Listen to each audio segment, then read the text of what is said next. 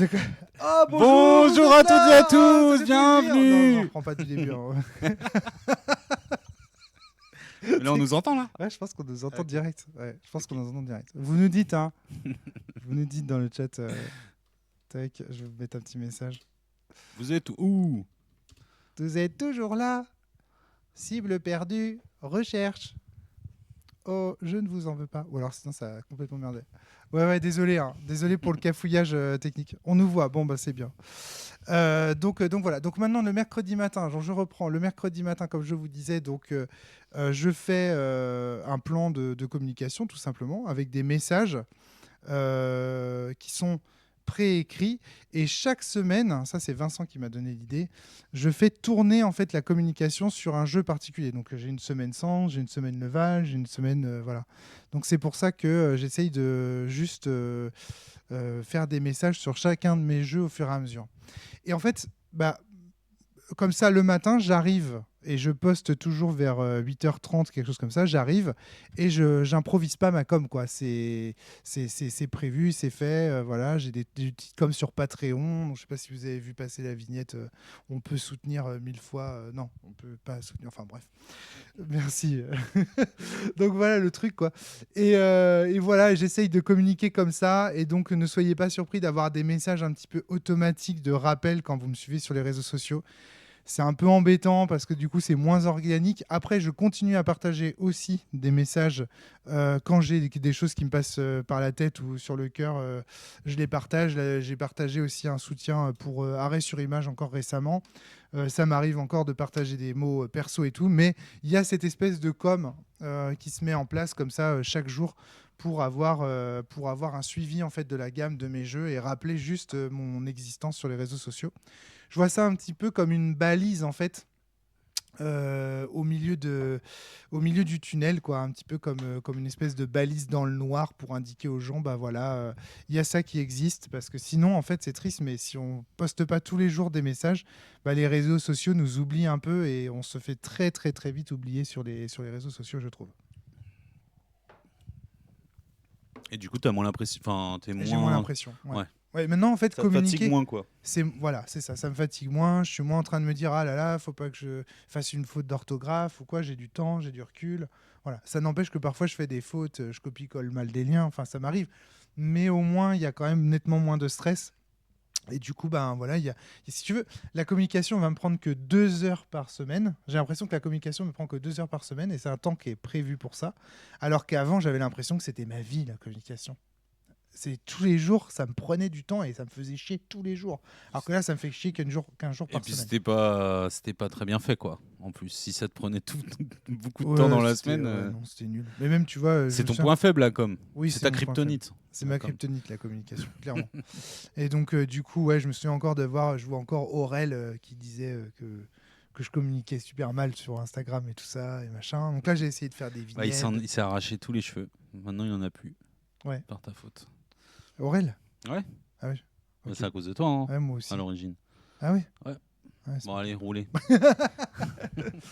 Ok, bon, tac. Donc là, j'espère que tout se passe bien de votre côté, que vous avez bien l'image, le son et compagnie. Et c'est parti. Ah oui, si, je voulais vous parler d'un dernier truc. C'est la chaîne Rien et pas grand-chose de Monsieur Fall. Donc récemment, Monsieur Fall, il y a quelques jours, là, il a posté une vidéo. Alors, il a commencé par poster une série de vidéos, une série de teasers sur ses interviews effectuées durant en fait le crowdfunding de Conan. Ah, mais c'est Euh, une nouvelle chaîne, en fait.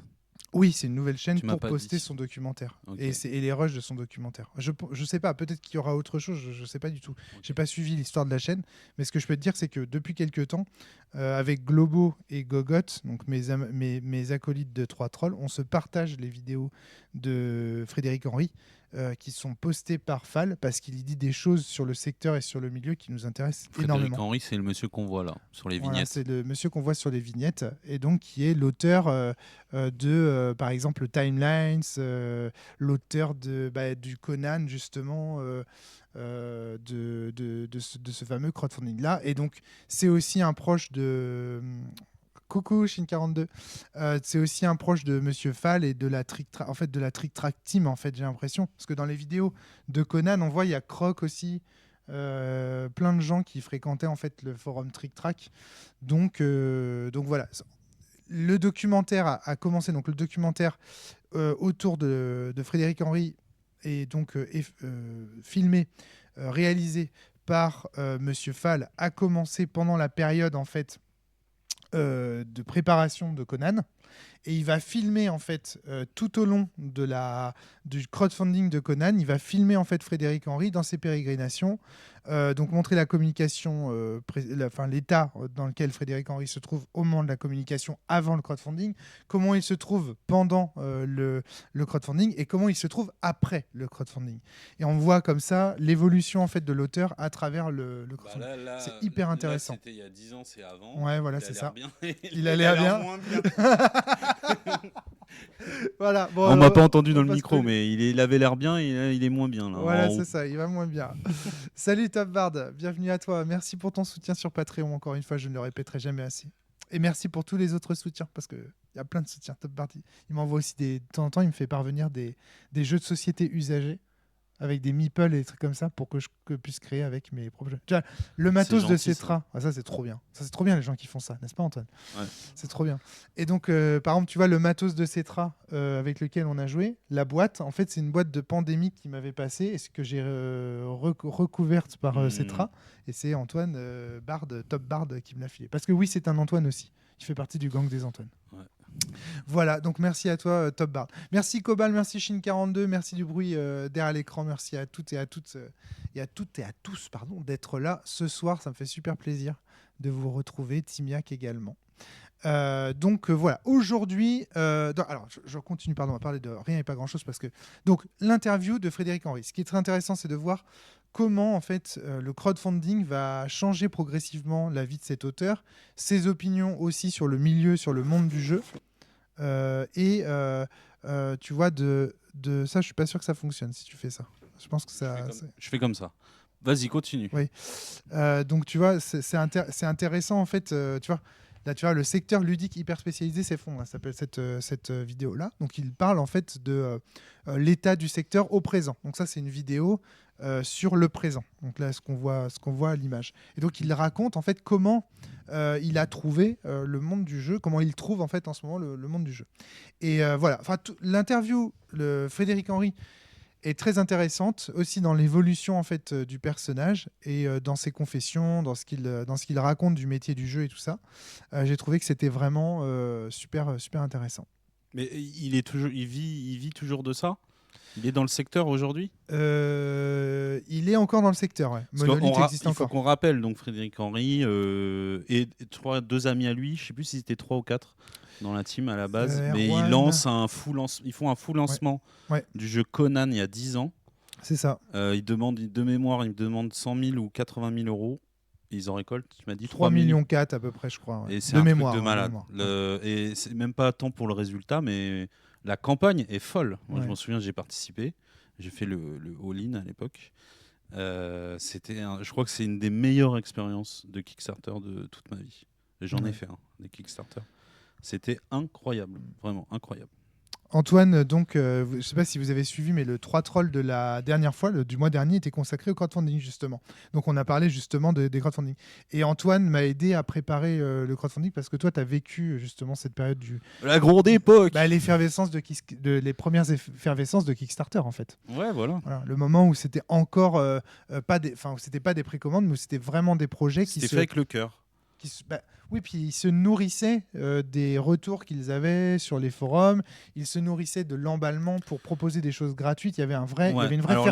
Les jeux sont finis. Hein. Attention, quand tu dis ça, on a l'impression que le jeu pourrait être modifié en cours de campagne s'il y a des bonnes idées. Non, mais le produit final peut être modifié. Tu peux avoir des figurines en plus. Voilà. Ouais, exactement. C'est ça que je veux dire. Ouais. Oui, les règles Il a été pensé pour qu'il y ait des upgrades. Voilà, c'est ça. Au jeu, en fonction du résultat de la campagne. Shin42 nous dit: je suis arrivé en retard, j'étais happé par 2D6 plus cool qui jouent à Alien. Ils sont en live en ce moment, Shin. 2D6 plus cool, c'est un des actual play. Le Alien de Arkane, c'est ça? Je sais pas du tout. C'est le dernier là. Je sais pas. Chine va nous informer de ça. Mais en tout cas, voilà, 2D6 c'est un des actual play que je suis le plus parce que on en parlait justement des actual play avec toi. Ouais, aussi, très bien 2D6 Ouais, donc très fort. Ah non, il les écoutait en podcast. Ok. Ok. Donc voilà, cette vidéo de Frédéric Henry et donc en plus je trouve que le documentaire de Fall est très transparent sur les relations aussi qu'il a avec son interviewé, donc de ce point de vue là c'est intéressant aussi.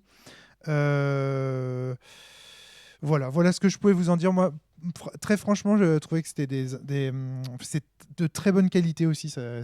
Le son est bon, la narration de Fall est bien, enfin tout est bien. C'est un documentaire de très bonne qualité sur Frédéric Henry. Donc voilà. Courez le regarder, ça dure 1 heure, c'est pas long et c'est très intéressant et très instructif de la façon dont le crowdfunding peut transformer un auteur en fait de jeux de société. Rien et pas grand chose, ça s'appelle. J'espère qu'il va publier d'autres rushs Fall, qu'il y aura d'autres vidéos comme ça. Parce que ça a l'air d'être orienté, enfin la chaîne en tout cas, intéressant. A l'air d'être orientée principalement sur cette campagne et les répercussions. Voilà. C'est ça, exactement. Ouais, okay. Ouais. Les répercussions même pour le milieu du jeu français. Ouais, tout parce à fait. que c'était quelque chose quand même. Ouais. Donc c'est pas mal. C'est pas mal. J'aurais voulu en avoir plus. J'aurais voulu avoir plus d'interviews. Par exemple, à plusieurs reprises, il interviewe des acteurs du jeu, Nunes, Croc et compagnie. Et j'aurais voulu avoir plus d'interviews autour de Frédéric Henry. Il y a beaucoup de prises de parole de Frédéric Henry, ce qui est normal, puisque c'est un documentaire sur lui, à proprement parler. Mais j'aurais bien aimé. Je crois que derrière, après Conan, je suis pas sûr, mais il me semble que. Est-ce qu'il fait partie de la team Je pense qu'ils sortent un jeu qui s'appelle Batman. Oui, absolument. C'est eux qui font Batman. Oui, c'est eux qui font Batman. Ouais. Je l'avais aussi. Ouais, et c'est pareil, tu vois, il raconte aussi comment, à un moment donné, il a dû s'extraire en fait du monde du jeu pour y revenir, pour y retrouver du plaisir.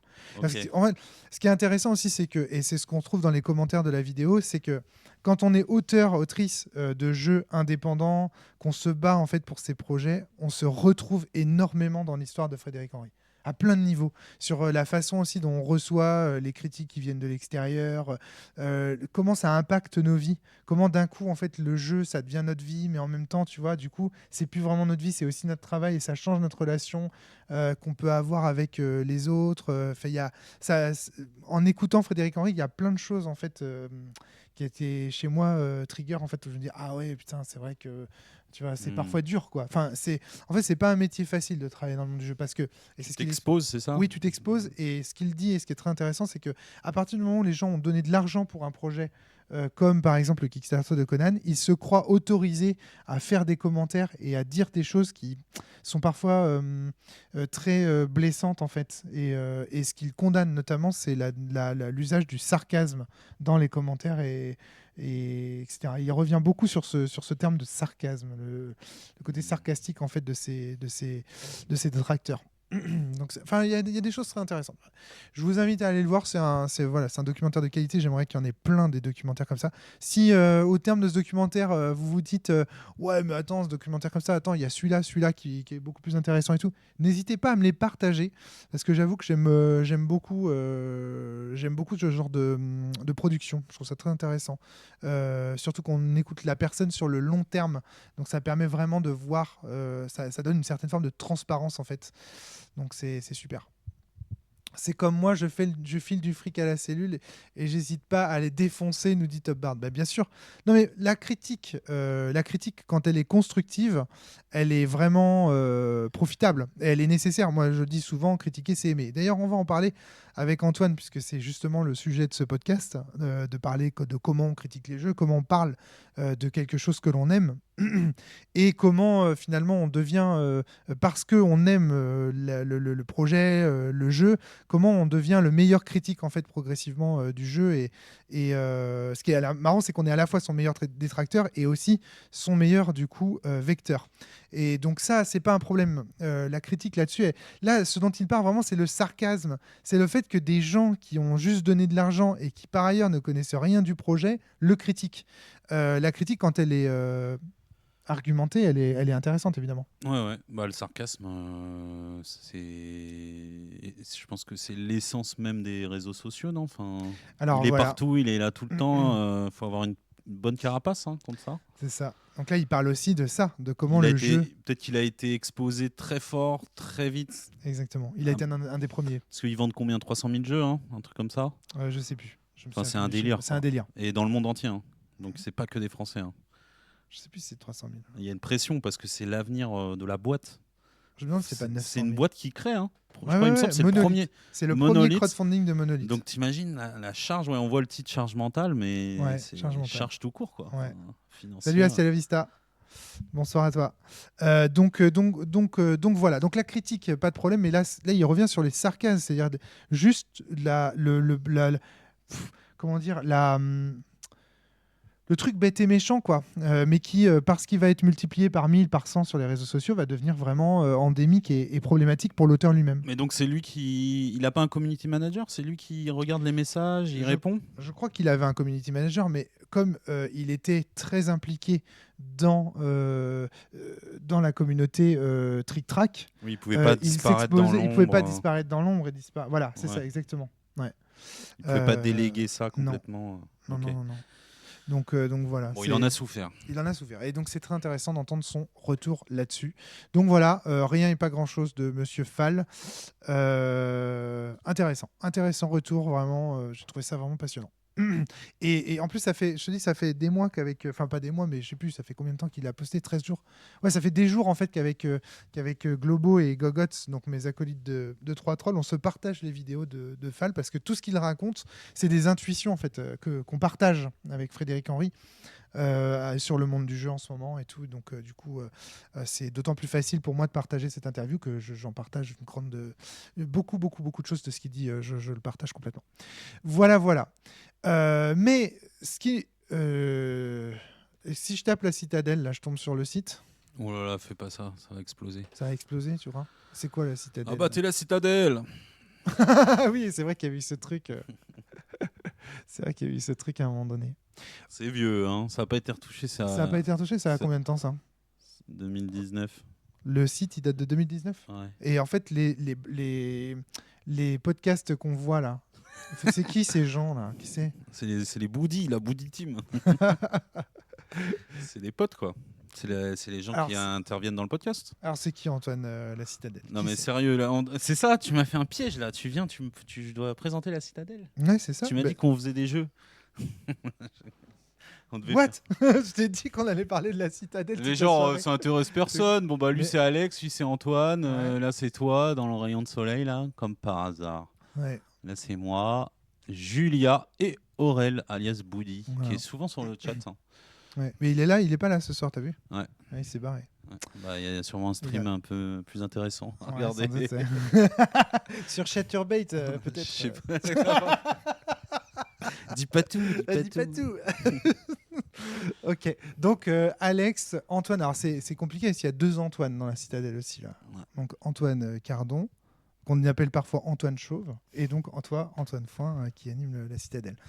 D'où c'est parti cette idée? Ça commence quand en fait la Citadelle? Qu'est-ce que c'est? Quand ça commence déjà? Ça commence, je pense. En fait, comment ça commence? On se lance dans une campagne de sens. C'est en quelle année ça? En 2016. 2016, ok. 2016. Nous, on n'a pas fait beaucoup de jeux de rôle.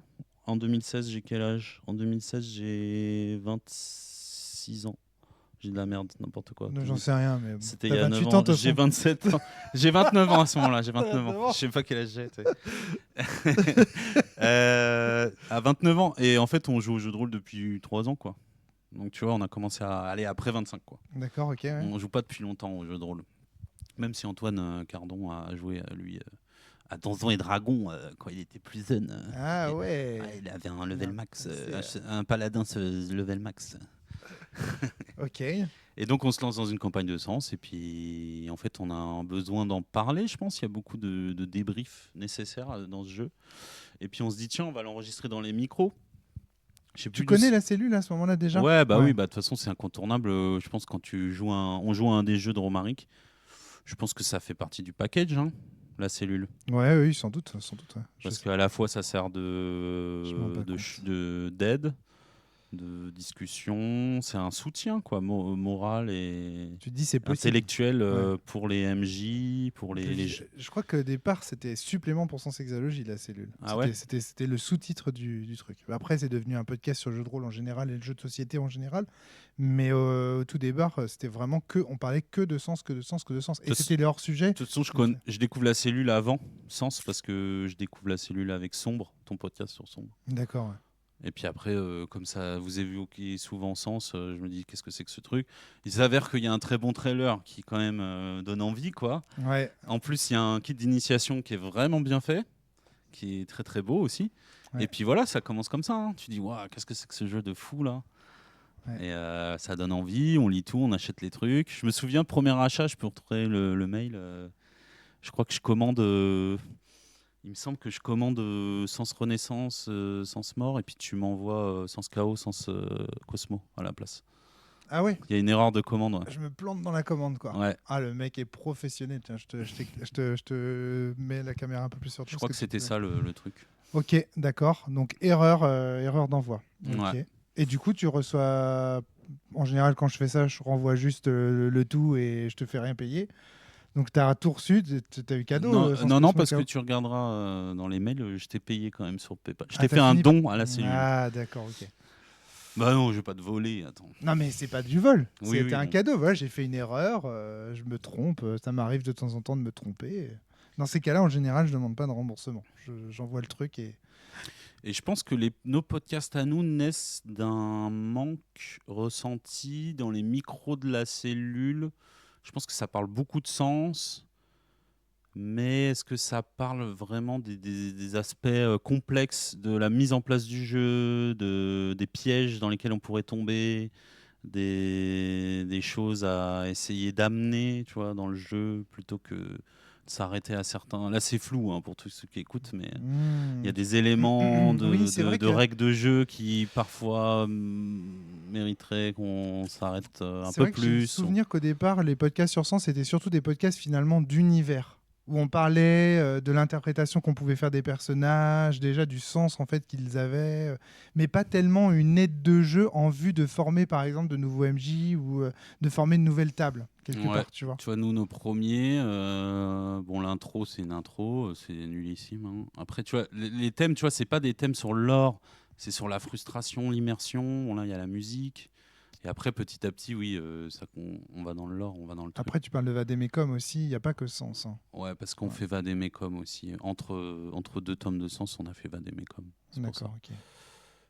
Voilà. Alors oui, il y a quelqu'un qui dit que ça commence en même temps que les rôlistes dans la cave. Absolument. Il y a à partir de, je sais plus, je pense qu'à partir de la saison 5 ou saison 6, on commence à recueillir en fait des gens qui nous disent ouais, ça nous inspire ce que vous racontez. C'était avant les rôlistes dans la cave, parce que moi je les écoutais avant de faire des... Ouais.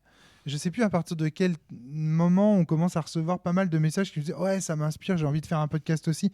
Et on a eu plein de podcasts. Il y a Vincent Mainviel qui a fait un podcast, Jérôme S qui a fait un podcast. Donc voilà, les rôlistes dans la cave, c'est ça. Ça commence comme ça aussi avec des gens qui disent mais en fait, ce qu'il faut faire quand on joue à Sens, c'est justement faire ces débriefs en podcast pour transmettre le virus, quoi. Et donc, je pense que tu t'inscris complètement dans cette phase de la cellule-là, on va dire. Il faut que la cellule mitose, quoi. Il y en a qui le disaient comme ça, souvent, en disant le but d'une cellule, c'est justement de se diviser. Et de, voilà. Et ce qui m'a beaucoup frappé, donc les rôlistes dans la cave, évidemment, en était un bel exemple. Et ensuite, donc, la Citadelle. Et ce qui m'a beaucoup frappé dans la Citadelle, c'est son nom, déjà. La Citadelle. Parce que ça fait référence indirectement à un livre de Saint-Exupéry. Je pense que c'est... Oui, c'était ça. Faut dire que la citadelle, c'est aussi un mot qui est dans Sens. Enfin, c'est un terme utilisé. Alors, raconte. D'où il vient ce terme, déjà? En gros, c'est les différentes chapelles J'allais spoiler un truc bêtement de Trip Sky. Des membres de la cellule créent différentes chapelles, quoi, on va dire. Oui. Est-ce qu'on peut appeler ça des obédients? Je sais pas, peut-être. Moi, c'est comme ça. Des groupes. Des groupes qui ont peut-être des visions différentes de comment utiliser le maelstrom, la science de l'instant, etc. Ouais. Et ils se font appeler... ce sont des citadelles. Il y a des bastions, quoi. des grandes chapelles. Voilà. Exactement. Des membres de la cellule. Mais ça, il faut expliquer. Je ne sais pas si. Ça, c'est intéressant. C'est intéressant de voir que sur Spotify, on peut avoir accès à tous les podcasts par ordre chronologique, en commençant par le plus récent jusqu'au plus ancien. Alors que sur le site de la Citadelle, on a surtout les plus anciens, en fait. Ouais, on a arrêté parce que après, il fallait payer. Tu sais, il y a un nombre de gigas limité. Ah, d'accord, ok, c'est ça. Donc là, on s'est arrêté là parce qu'après, il faut payer. Et on s'est dit, bah attends, mais en vrai, on peut tout uploader sur tout. On n'est pas que sur Spotify, on est partout. Donc, bon. Ça représente combien de podcasts à peu près, la Citadelle? Bah là, on est à 52. Vraiment, sur Sens, 56. C'est énorme. 56, mais après, il y a des hors-séries, il y a des trucs. Et moi, indépendamment du fait d'être l'auteur du jeu dont il parle le plus régulièrement, moi, en fait, l'ambiance de la Citadelle me plaît quasiment tout de suite parce qu'il y a cette ambiance de potes. Ça pue des pieds, quoi. Ouais, ça pue des pieds, ouais, exactement. Et je te disais en préparation de l'émission que moi, mon canon esthétique du podcast, c'est vraiment l'émission de Michel Polac. C'est vraiment ça mon truc, quoi. J'ai les DVD des émissions de Michel Polac à la maison. Enfin, je veux dire, il y a quelques podcasts où on est méga bourré. Hein. Ça s'entend. Les podcasts sur Van Emmekom, c'est quelque chose. Hein. J'ai dû les cutter parce que c'était abusé ce qu'on disait. Mais les rôlistes dans la cave, c'était pareil. J'adorais l'ambiance et tout. Je les écoutais pour moi. Il y a aussi un autre podcast comme ça que je conseille, c'est Jeudi JDR. T'aimes bien aussi? Ouais, pareil. Bien, hein. Il y a une ambiance comme ça j'adore. Bon, moi, c'est vraiment ma cam directe. Et donc, du coup, je commence à écouter les podcasts de la Citadelle aussi. Comme ça, quoi. Donc, tu fais des podcasts sur Sens. Alors, on enregistre des podcasts, mais on les diffuse pas encore. Je sais pas pourquoi, je sais plus pourquoi. En gros, je me retrouve avec 15 podcasts stockés. Pas encore diffusé. Je sais plus pourquoi sur le forum j'ai expliqué que je suis en train, j'ai une idée de peut-être les diffuser, mais je sais pas encore comment, quand. D'accord. Voilà. Et il s'avère que ça se fait en 2019, mais en fait ça commence peut-être en 2017. Et puis voilà. Et puis tu les diffuses au fur et à mesure. Et en fait, alors ce que je voudrais savoir aussi, c'est le contexte d'enregistrement. Ce que je comprends, c'est que c'est après au terme des parties, vous posez les fiches de perso et vous sortez les micros, si je comprends bien. Ouais, mais sauf qu'on parle pas forcément de la partie d'avant. On parle d'un thème. D'accord. Ouais. Il y a un thème fixé.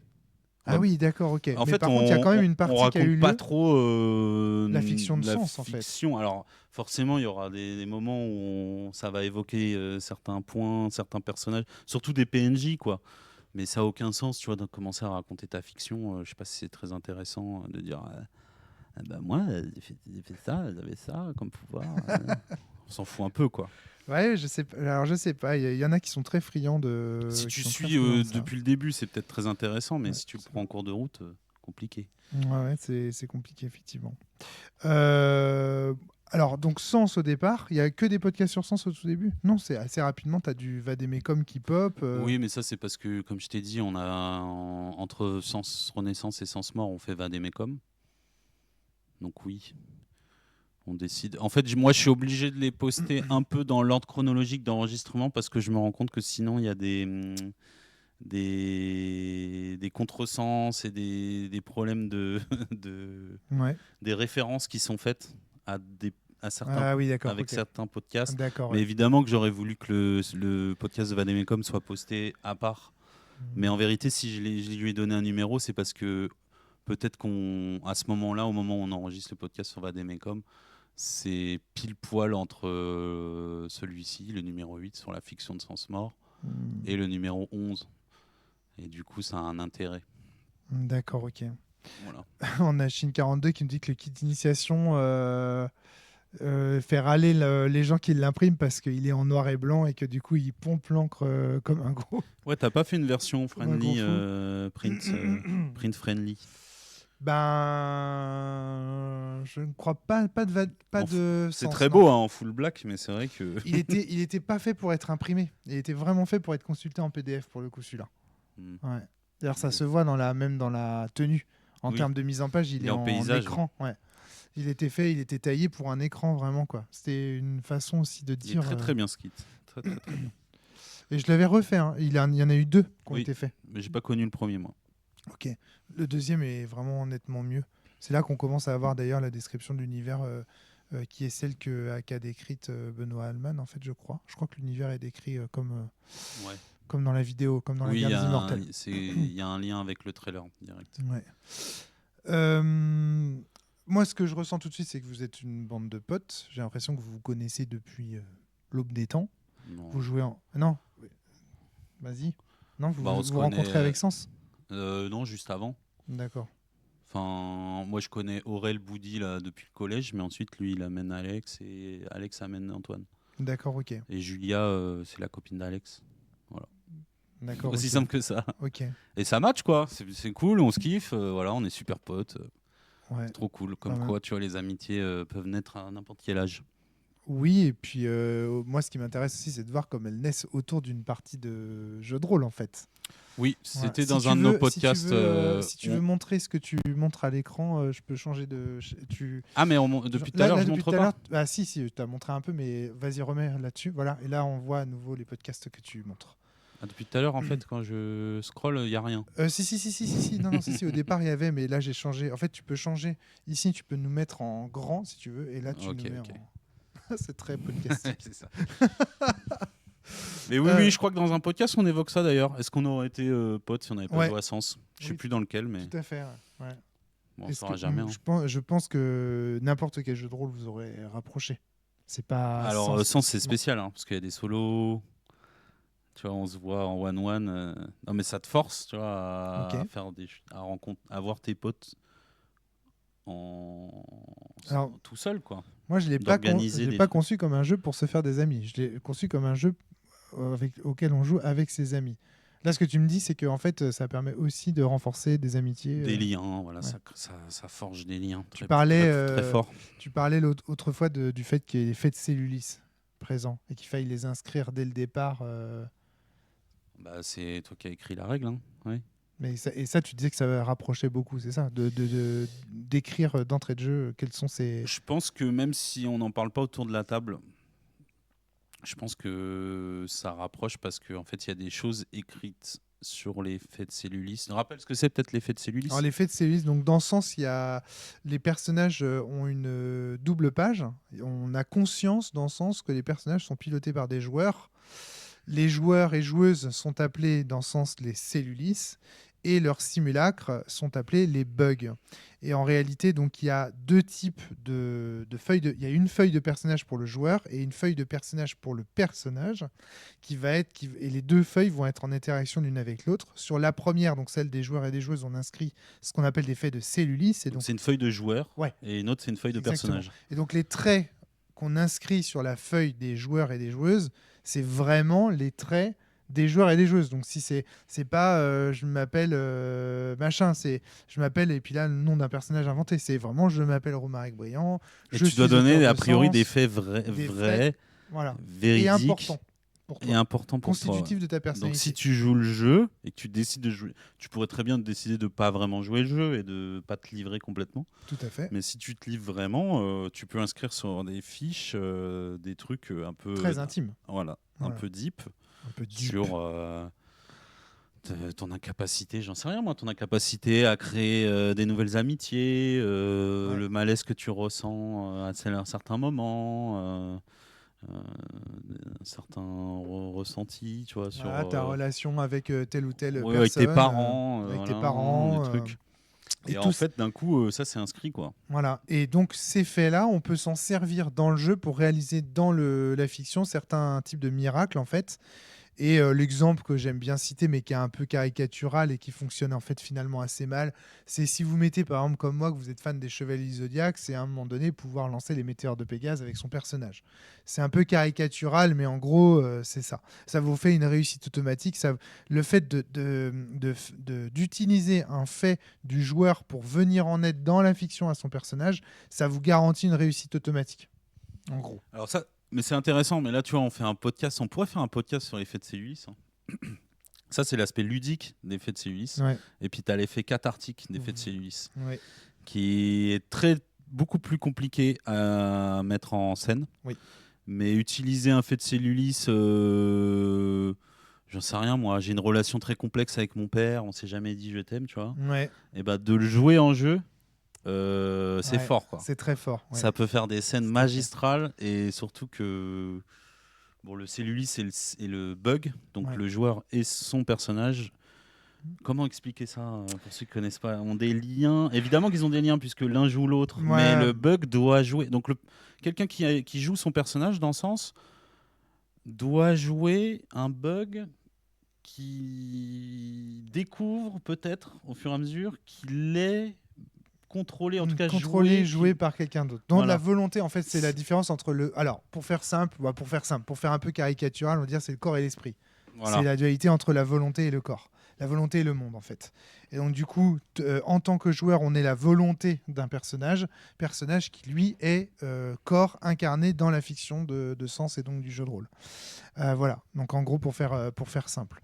Mais ce que tu dis sur... Et donc, attends, pour finir, c'est que donc, quand quelqu'un utilise un fait de cellulis, donc quelque chose qui est inscrit sur une fiche de joueur, pas de personnage, c'est forcément quelque chose qui n'a aucun rapport avec le personnage. Oh, non.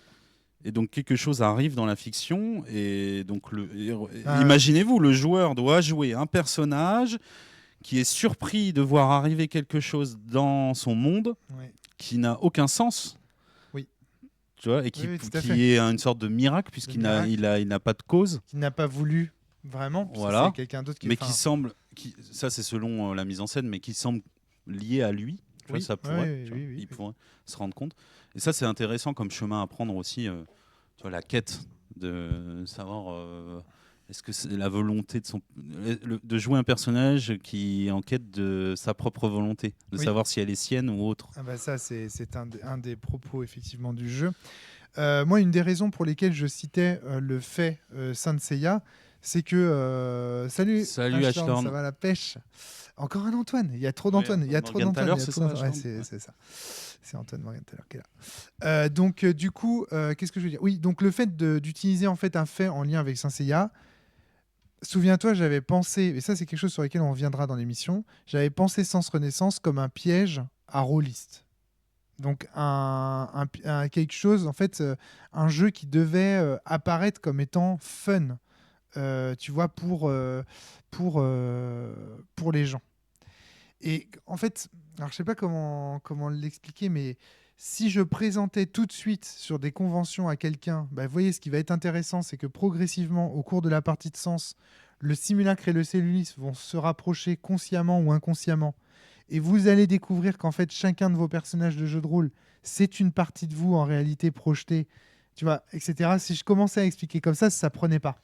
Donc il fallait que j'explique aux rôlistes qui, à cette époque, je vous rappelle qu'on est en 2003, donc qui à cette époque en fait peuvent être un peu effrayés par ces jeux qui mêlent un peu réalité et fiction. Il fallait que je leur donne un exemple, tu vois, très caricatural comme les Chevaliers du Zodiac, où tu t'es fan des Chevaliers du Zodiac, tu peux lancer les Météores de Pégase et tout ça, ah ouais, trop bien. Mais il y a des gens même qui me disaient, il y a un petit côté toon, tu vois. Ça a été un peu. Est-ce que c'est pas contre-productif, tu vois, d'avoir présenté le jeu comme ça, parce que alors là, on arrive parce que même si tu le présentes ainsi. C'est le rôle des joueurs et des joueuses autour de la table d'intégrer ce genre de problématique. C'est pas au MJ. Le MJ ne peut pas forcer les joueurs à jouer ça.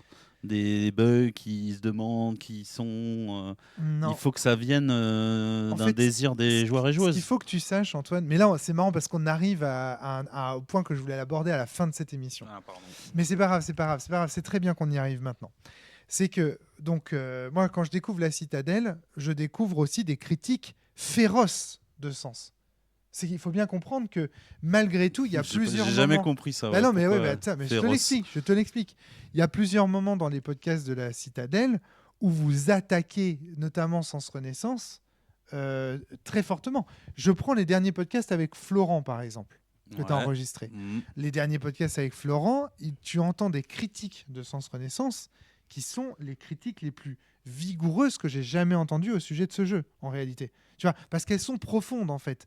Vous parlez justement de comment le livre est mal fait, comment les règles vont contre le propos final du jeu, etc., etc. Et en fait, ce qui est intéressant, c'est de voir que vous découvrez ça ex nihilo, sans avoir joué à d'autres types de jeux de rôle.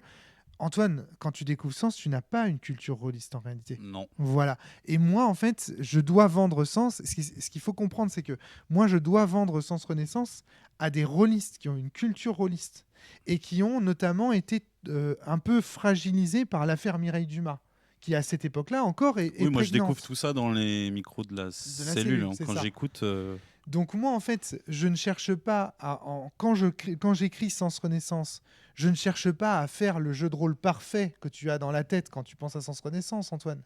Je cherche à faire le jeu de rôle qui me permettra d'amener les rôlistes progressivement vers les propos de Sens Chaos et Sens Cosmo. C'est ce que je dis souvent, souvent Sens Renaissance est un piège et il a été pensé comme ça. Et les principales critiques que la Citadelle va faire en fait à Sens Connaissance, ce sont des critiques qui sont liées à cette histoire. C'est-à-dire que vous voudriez faire descendre Sens Mort dans Sens Renaissance immédiatement et faire de Sens Renaissance une partie de l'exalogie en elle-même. C'est-à-dire de dire, mais pourquoi mentir sur la marchandise? Pourquoi nous mettre des PV? Je sais, quand je vous entends encore pester là-dessus, mais pourquoi il y a des blessures mortelles et tout? Et puis là, j'entends Antoine qui dit, ah là, je vais faire une révélation, hein. Mais moi, ces trucs de merde, je les utilise pas.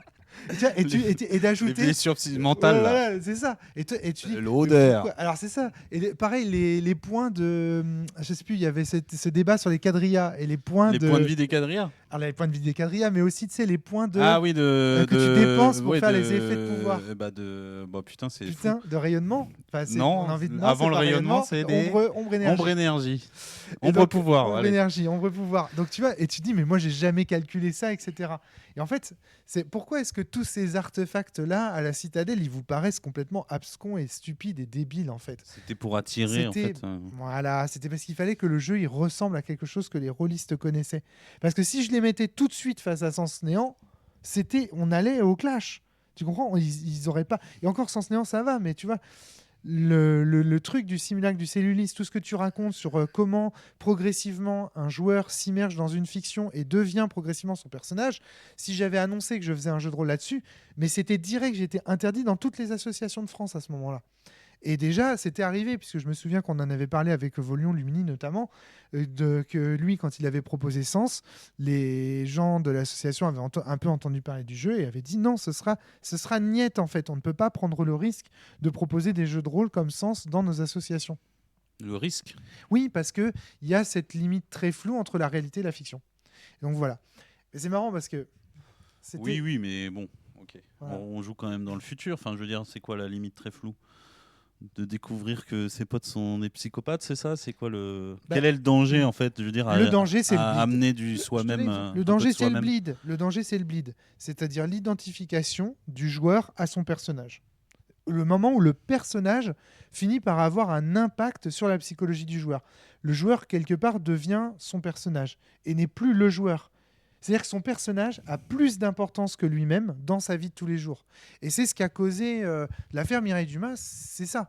En tout cas, elle était présentée par les médias comme ça, c'est-à-dire que par des gens, des jeunes hommes pour qui progressivement la partie de jeu de rôle devenait le moment où il pouvait exister. Et donc, quand la partie de jeu de rôle s'est mise à dégénérer, s'est arrêtée, etc., ces jeunes hommes se sont sentis dépossédés en fait d'une certaine agentivité, d'un certain pouvoir, et donc ont tenté soit de faire du mal autour d'eux, soit de se suicider, et compagnie, et compagnie.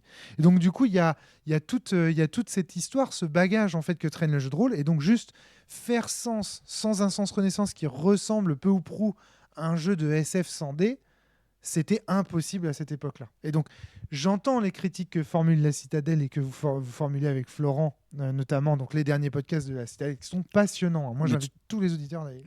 Alors, si on fait ces podcasts aussi, où on revient sur Sens Renaissance, c'est parce que dans la plupart des podcasts de la cellule, c'est toi-même qui défonce Sens Renaissance. Exactement, oui, tout à fait. Tu descends ton jeu oui, en permanence. Tout à fait. Et nous, l'idée est née à ce moment-là. Nous, on en est persuadé, en tout cas avec Florent, que Sens Renaissance, en tout cas moi, j'en suis persuadé que Sens Renaissance, c'est le tome le plus important. Voilà. C'est celui qui met tout en place. C'est celui où on peut s'éclater le plus, et je pense que c'est celui où on passe le plus de temps. Oui. Où il faudrait en tout cas passer le plus de temps. Oui, tout à fait. On ne peut pas le passer comme ça à la trappe. Ça donne des fondations fragiles, je trouve. Tout à fait. Des fondations fragiles. Voilà. Très bien. Non, non, mais je suis d'accord avec vous. Et du coup, je comprends cette nécessité de faire de Sens Renaissance un jeu à part entière de l'exalogie. Mais encore une fois, Sens Renaissance n'a pas été pensé comme ça à l'origine. Donc, tu vois, il y a toute cette question dans la citadelle de la réception de Sens. C'est comment est-ce qu'un groupe de joueurs va accueillir en fait les différents tomes de Sens. Et avec l'histoire qui est la vôtre, qui n'est pas du coup la mienne et celle qui génère en fait la chronologie des événements, la généalogie de Sens, eh bien, du coup, ça crée en fait des incompréhensions, etc. Et ce que je critique souvent à la Citadelle, c'est de ne pas resituer dans le contexte en fait historique de création de ce jeu les éléments. Et parfois, par exemple, avec Florent, vous allez pouvoir dire des choses du genre euh, non, mais là, c'est complètement nul. Mais comment ça se fait que Romaric, pourtant, tu vois, sous-entendu, pourtant, il est malin. Comment ça se fait qu'il ait fait cette merde C'est quoi, pas un tu vois. teubé quand même. Des fois même, je t'appelle. Ouais. Romaric, si tu nous entends. Oui, voilà, il y a des moments où c'est ça, où je suis carrément invoqué dans les trucs et tout. Et donc, du coup, voilà, tout ce que je veux dire, et voilà, c'est dire que ça, c'est que resituer ça dans le contexte, et vous comprendrez pourquoi à ce moment-là, je fais ce choix-là. Mais ce que je trouve génial, c'est que ces critiques ne peuvent émerger. Bon, du coup, je prends mon podcast à l'envers. Ne peuvent émerger que parce que. Parce que je voulais finir là-dessus. Et en fait, je reviens. Ne peuvent émerger que si et que parce que vous êtes profondément amoureux du propos central de Sens, qui est comment on s'émancipe à travers un jeu qui est censé nous emprisonner. C'est ça en fait le truc qui vous rend fou de Sens en fait, si je comprends bien. Bon, je pense qu'il y a deux choses. À la fois la fiction, est-ce qu'elle l'amène comme C'est-à-dire les personnages, créativité? les... Non, les trous, le flou dans le lore qui permet justement cette émancipation, je trouve. Ouais, trop cool. En fait, qui te force à choisir, en fait. Ça te force à prendre un cap. Tu peux pas rester et attendre la réponse de l'auteur. En plus, il te la donnera jamais, la réponse. Donc, il faut que tu tranches. Il faut que tu partes. Il faut que tu vogues, tu prends un cap et tu y vas, quoi. Ouais. À 200%. Et ça marchera à tous les coups. Et ça, en fait, c'est génial. Tu vois, aujourd'hui, j'attends plus aucune réponse. Je réfléchissais tout à l'heure en fumant une clope. Je crois qu'aujourd'hui, ça m'intéresse pas. Tu vois, je parle plus trop de sens. Tu vois, Non. on n'en Ça parle fait- jamais ensemble. ça fait 4 Ouais. mois qu'on vit ensemble et on en a quasiment pas parlé en Ouais, fait. c'est ça. Mais parce que dans ma tête, c'est plutôt clair et j'ai envie de partir sur un truc. Je continue à écrire des choses, hein, Moi, souvent, quand mais je j'ai vous pas ai... besoin de ton approbation. Et au contraire, je veux pas du tout. Je sais qu'en plus, ça va pas aller dans ce que toi t'as prévu Ce sera avec pas ces. canon, ce sera jamais canon, c'est ça? Je Non, pense qu'il mais y je aura m'en pas le fous de tampon. l'histoire de On canon. s'en On s'en branle. fout. Ouais, on s'est bien Ce d'accord. qu'il faut, c'est faire des belles choses. Regarde, tu vois, on parlait dans Dragon Ball, tous les films, il y en a aucun qui est canon. Ouais, et Bah, pourtant, il y en a il y en a qui sont géniaux. ouais, je suis Voilà. d'accord. Ouais. Exemple un peu naze, hein. Non, non, non, mais en fait, Parce moi, qu'on est dans un arc Dragon Ball là. Romaric redécouvre tout Dragon ouais, Ball. je suis en train de redécouvrir Dragon Ball. On aura l'occasion de nous en reparler. Et donc, mais non, moi j'ai vécu le canon de l'autre côté, c'est quand j'ai publié Ulysse 31, le jeu de rôle Ulysse 31, et qu'il y a toute une communauté qui est arrivée en mode est-ce que c'est canon, est-ce que c'est pas canon, et machin. Et que quand j'ai dit bah non, les auteurs, machin, Mais tu vois comment il paf, faut tout être. le monde s'est désintéressé du truc, alors que honnêtement, je pense que le jeu de rôle Ulysse 31, il était intéressant, tu vois. C'est dommage de pas s'y Mais on intéresser. s'en fout que ça soit pas Bah, c'est ça. canon en fait. Donc c'est pour ça que moi, le canon, pas canon, je m'en fous un petit peu. Ce qui compte par contre, c'est que ça s'inscrive dans le canon esthétique de Sens et tout ce que j'ai lu, parce qu'il faut savoir que, ouais, on n'a pas dit, mais La Citadelle, c'est pas uniquement de la production de podcasts. Il y a aussi une production d'audio, en fait. Tu produis aussi donc des audios sur les personnages de Sens. Tu as notamment fait L'Enfer de Céline, qui est un audio Alors, qui dure... Il dure combien de temps, L'Enfer de Céline? 6h30. 6h30. Alors, c'est quasiment une émission, enfin, c'est quasiment une série audio, en fait. C'est une série audio. Pièce radiophonique. Une Ouais. pièce radiophonique. Ah, je cherchais le mot exact. C'est exactement ça. C'est une Parce que pièce radiophonique. C'est pas un livre audio, il y a des acteurs, quoi. Enfin, des gens jouent leur rôle. On joue leur rôle. Il y a du sound design. Ouais, c'est ça. Ouais. Voilà. Et donc, du coup, où tu racontes l'histoire de Philon Finger. Et moi, j'ai été charmé par cette histoire parce que, justement, il y a des tas d'ajouts. Par exemple, tu vois, un truc que j'ai adoré dans L'Enfer de Céline, c'est Gladius Sword. Le mec s'appelle Gladius Sword. Non, il s'appelle. Si. C'est quoi? Le général de la résistance au début s'appelle Gladius Sword. Il s'appelle Gladius Sword. Gladius. Ah oui, tu parles dans Sens, ouais. Oui, dans Oui, Sens. dans Dans Sens Sens, ce soir, non. dans Sens, pardon, excuse-moi. Dans le lore de Sens, il y a ce personnage qui s'appelle Gladius Sword. Évidemment, c'est pas son vrai nom. Enfin, ça Oui, il semble... s'appelle Sébastien, je crois. Je rigole, c'est moi. What Je l'ai the vérifié, fuck. moi, dans ce que j'ai fait. Ok. Mais tu vois, je me dis, voilà, évidemment, c'est un nom de guerre. On n'appelle pas quelqu'un glaive, tu vois. Et en fait, ce que j'ai trouvé génial, c'est comment est-ce que ce truc de Gladius Sword, toi, tu t'en empares et tu dis, mais en fait, le Finon Finger, et aussi le trip de pourquoi est-ce qu'il Finon Finger l'a adopté. Parce qu'on sait que c'est son fils adoptif. À un moment donné, c'est dit. Mhm. Et tu te dis, mais pourquoi Gladius Sword? Pourquoi c'est son fils adoptif? Il y a des trucs qui collent pas. Et du coup, dans l'enfer de Céline, tu vas trouver tout un cheminement Je m'en souviens même très plus. cohérent où en fait, en gros, Finon Finger, parce que il appartient à une Non, il certaine travaille sur les communauté. docks de la Nouvelle-York torse nu. Et comme il est longiligne et très enfin, il est pas très musclé, mais il est musculeux. Ouais, Et les gens et qui trimballe toujours une épée puisqu'il a forgé son épée quand il était plus jeune. ouais, n'est-ce pas? Il a fait une trempe avec le sang de ses ennemis d'ailleurs. Et je crois on le surnomme un petit nom. On le surnomme C'est son nom de Gladius, code en quoi. fait. Ouais, mais c'est, mais enfin, t'as trouvé des trucs Bon, comme ça. bref, oui, mais Non, mais c'est pas très clair, mais je mais me en fait, souviens plus trop. moi, ce que j'ai adoré, c'est que du coup, tu as trouvé une explication. Tous les trucs qui pourraient paraître un peu bancal ou bizarres ou étranges ou saugrenus, tu vas en fait trouver des arcs narratifs qui vont justifier en fait de ces choses et les intégrer pour faire en fait de Sens Renaissance non plus cette espèce de patchwork d'univers.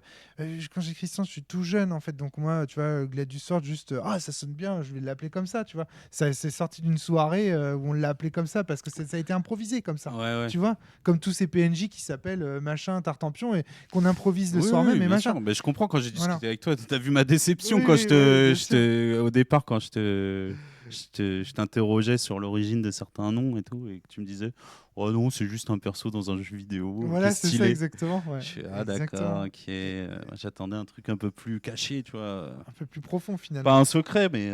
Et ce que je trouve Parce que génial, Gladius c'est Sword, que c'est quand même épais, quoi. c'est ça qu'on voit, c'est qu'avec la citadelle, le sens, vous êtes plus exigeant. Voilà, je vais te dire comme ça, vous êtes plus exigeant vis-à-vis de sens et vis-à-vis de de la fiction de sens que moi-même en fait.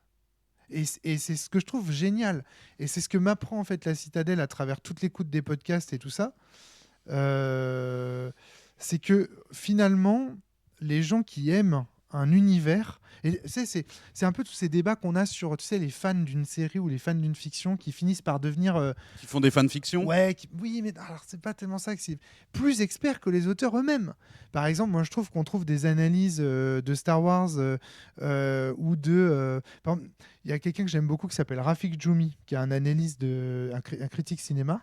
Ouais. Et de temps en temps, il fait des critiques des films. Je suis sûr que les. Enfin, je suis pas sûr, mais parfois, je me demande même si les auteurs du film eux-mêmes sont aussi exigeants que lui-même imagine qu'ils le sont. Tu vois ce que je veux dire? Mhm. Il aime tellement, en fait, les films et il aime tellement ce qu'il regarde que je pense qu'il trouve des liens et des analyses qui n'étaient chez les auteurs qu'inconscients ou qu'inconscientes et que du coup, il découvre. En fait, il crée une certaine forme d'émergence sur une fiction un peu foutraque où les gens ont fait ça en speed. Mais c'est le cas chez toi. Il y a Oui, des c'est le trucs cas chez moi. inconscients. Il y a des trucs inconscients, c'est clair. Tu vois, quand Céline Finger, donc un grand personnage de la Ouais. fiction, en fait donne son enfant à quelqu'un, comment il s'appelle, Gabriel, Gabriel, ouais. Ouais. pour Enfin, qu'il s'en c'est occupe à sa place parce que lui part à la guerre. Autre chose, ouais. Ouais. Ouais, oui, oui. Tu te dis, bah, c'est qui donnerait son enfant à n'importe qui. Enfin, il y a forcément un lien très très très très très puissant. Ouais, Tu bien vois. sûr. Ouais. Mais il n'est à aucun moment explicité dans les bouquins, enfin je crois. Mhm.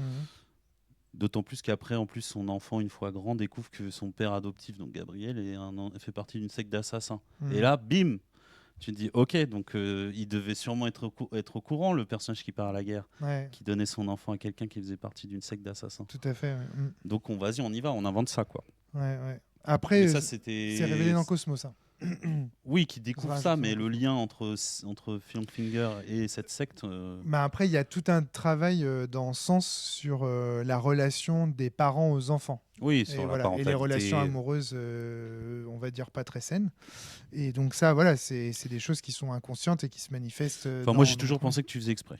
De tout écrire et ensuite de gommer certaines choses. Oui, Non? oui, il y a beaucoup de Voilà. choses où Ça se j'ai fait sent exprès. parfois Oui, c'est un peu que on grossier. le voit que c'est gommé, il y a des choses qui ont été Mais il y a enlevées. aussi beaucoup de choses inconscientes. Je me souviens comme ça d'un podcast où Fabien Ilvain était venu en mode voilà, la parentalité dans le sens, il s'appelle le podcast, donc on peut retrouver l'émission où il est venu me mettre sous le nez des trucs où je fais ah ouais, en fait, j'ai dit beaucoup plus dans le sens que je n'imaginais, quoi. Tu vois.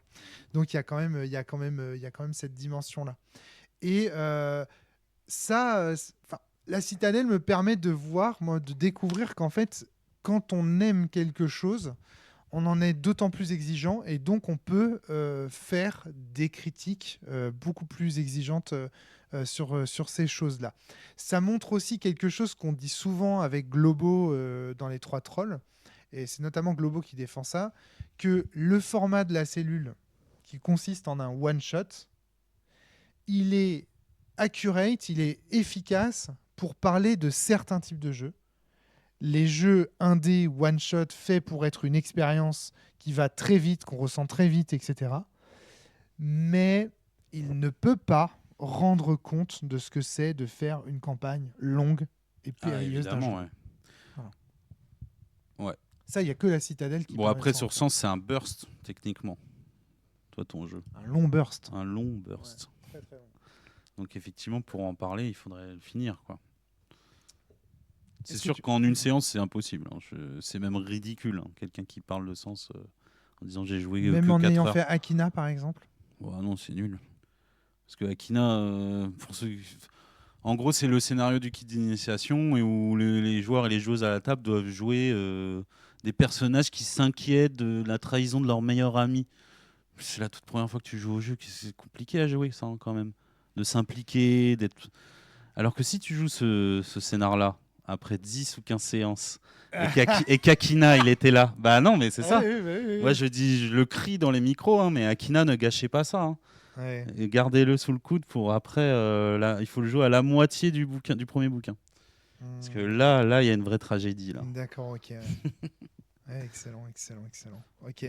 Oui, c'est vrai que c'est pas bête de dire ça. Bah, pour moi, Akina, je le voyais d'abord comme une intro qui pose d'abord les premières questions. Qu'est-ce que c'est qu'un bug? Qu'est-ce que ça veut dire de ne pas être dans les machines de Mifos? Et ensuite, cette ouverture vers les liens entre la réalité et la fiction et compagnie. C'est ça que j'avais en Oui, tête. en termes de fiction, pour moi, c'est pas bon, mais en termes de fond, c'est très bon. Ça présente toutes les problématiques et les thématiques qu'on va aborder dans ce sens, après, a priori. Les systèmes de combat aussi, le kabuki, tout est là. Enfin, en tout cas, voilà. Moi, je trouve que la Citadelle, c'est vraiment la meilleure démonstration que aimer un univers donne lieu à une exigence en fait énorme et que cette exigence est mère de critiques en fait et de critiques extrêmement pertinentes sur la plupart des sujets qui sont abordés dans ce sens. Et ça m'intéresse beaucoup. Euh, alors, maintenant, il y a un autre propos de la Citadelle qui est peut-être. Je regarde en même temps. Ah oui, parce que tu mets l'enfer de Céline. Il y a combien de chapitres à l'enfer de Céline? C'est énorme. Il y en a 12. Et ça dure 6 heures en tout. Ouais, un peu plus. Ouais. Avec les musiques et tout, c'est marrant. Et l'image, l'illustration, elle vient d'où déjà? C'est toi? C'est toi qui l'as moi qui ai faite? fait. Et après, j'ai demandé à un gars de gommer tout parce que j'avais fait plein de ratures, plein de trucs. De le rendre propre, quoi. D'accord, Voilà. ouais.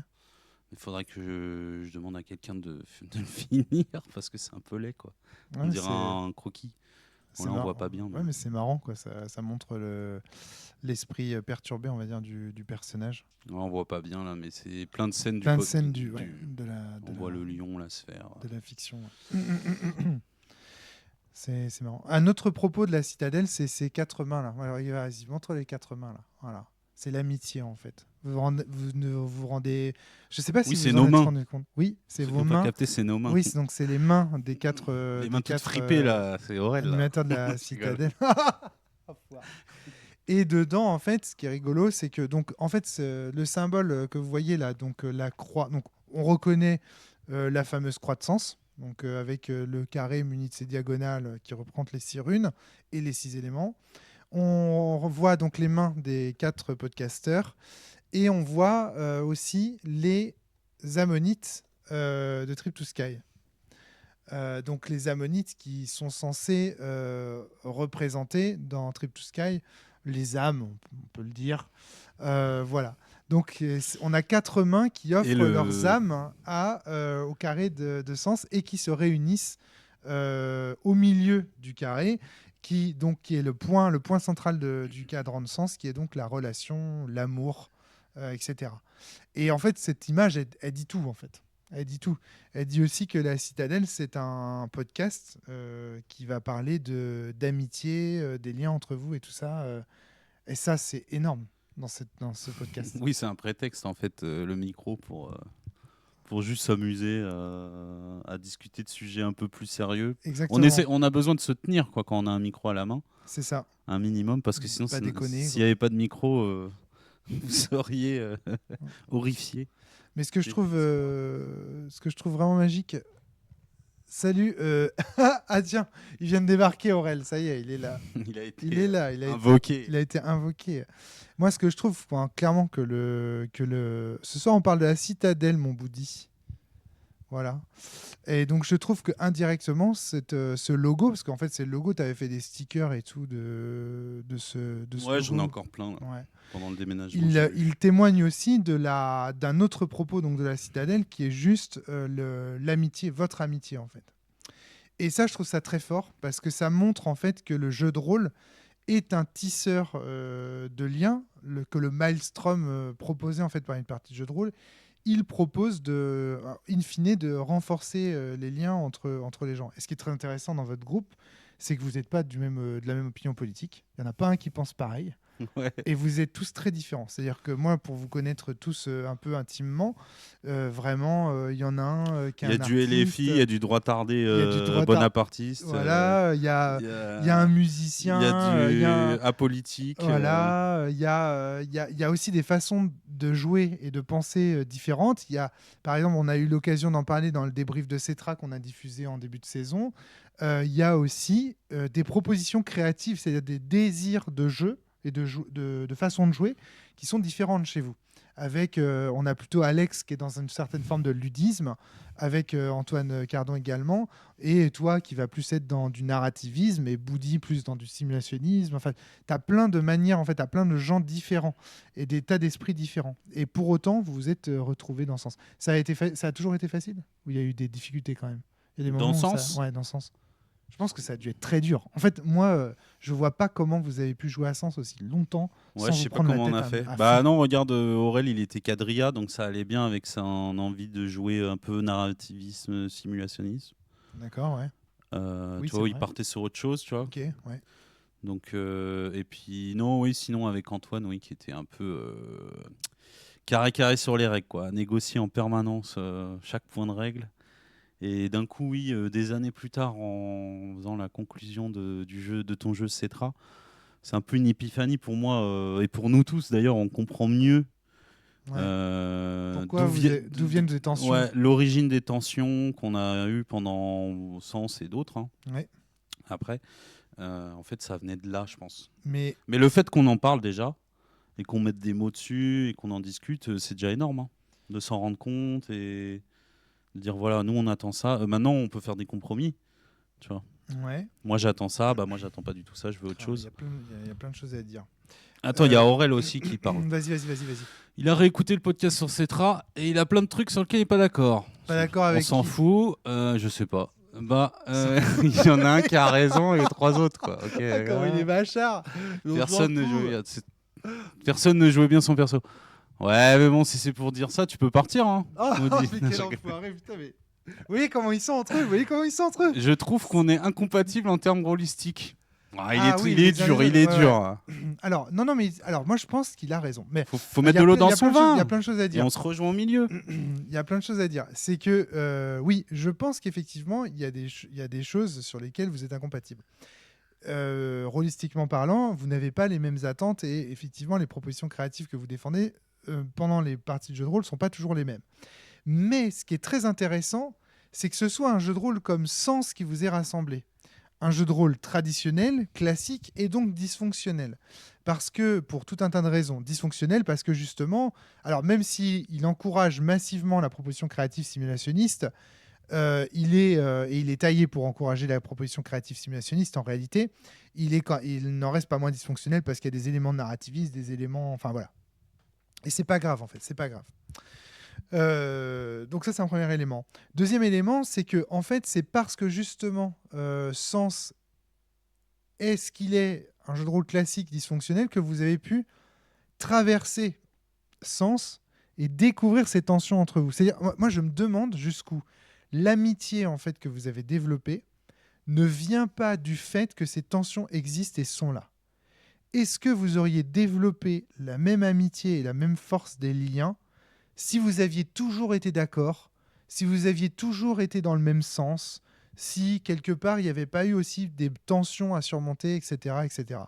Et moi, ce qui ressort de la Citadelle pour moi, et c'est particulièrement saillant, notamment dans les émissions sur Trip to Sky, c'est que vous avez été grandi par ces tensions. C'est-à-dire que quelque part, le jeu de rôle, c'est un loisir, un média, et la Citadelle, encore une fois, le montre.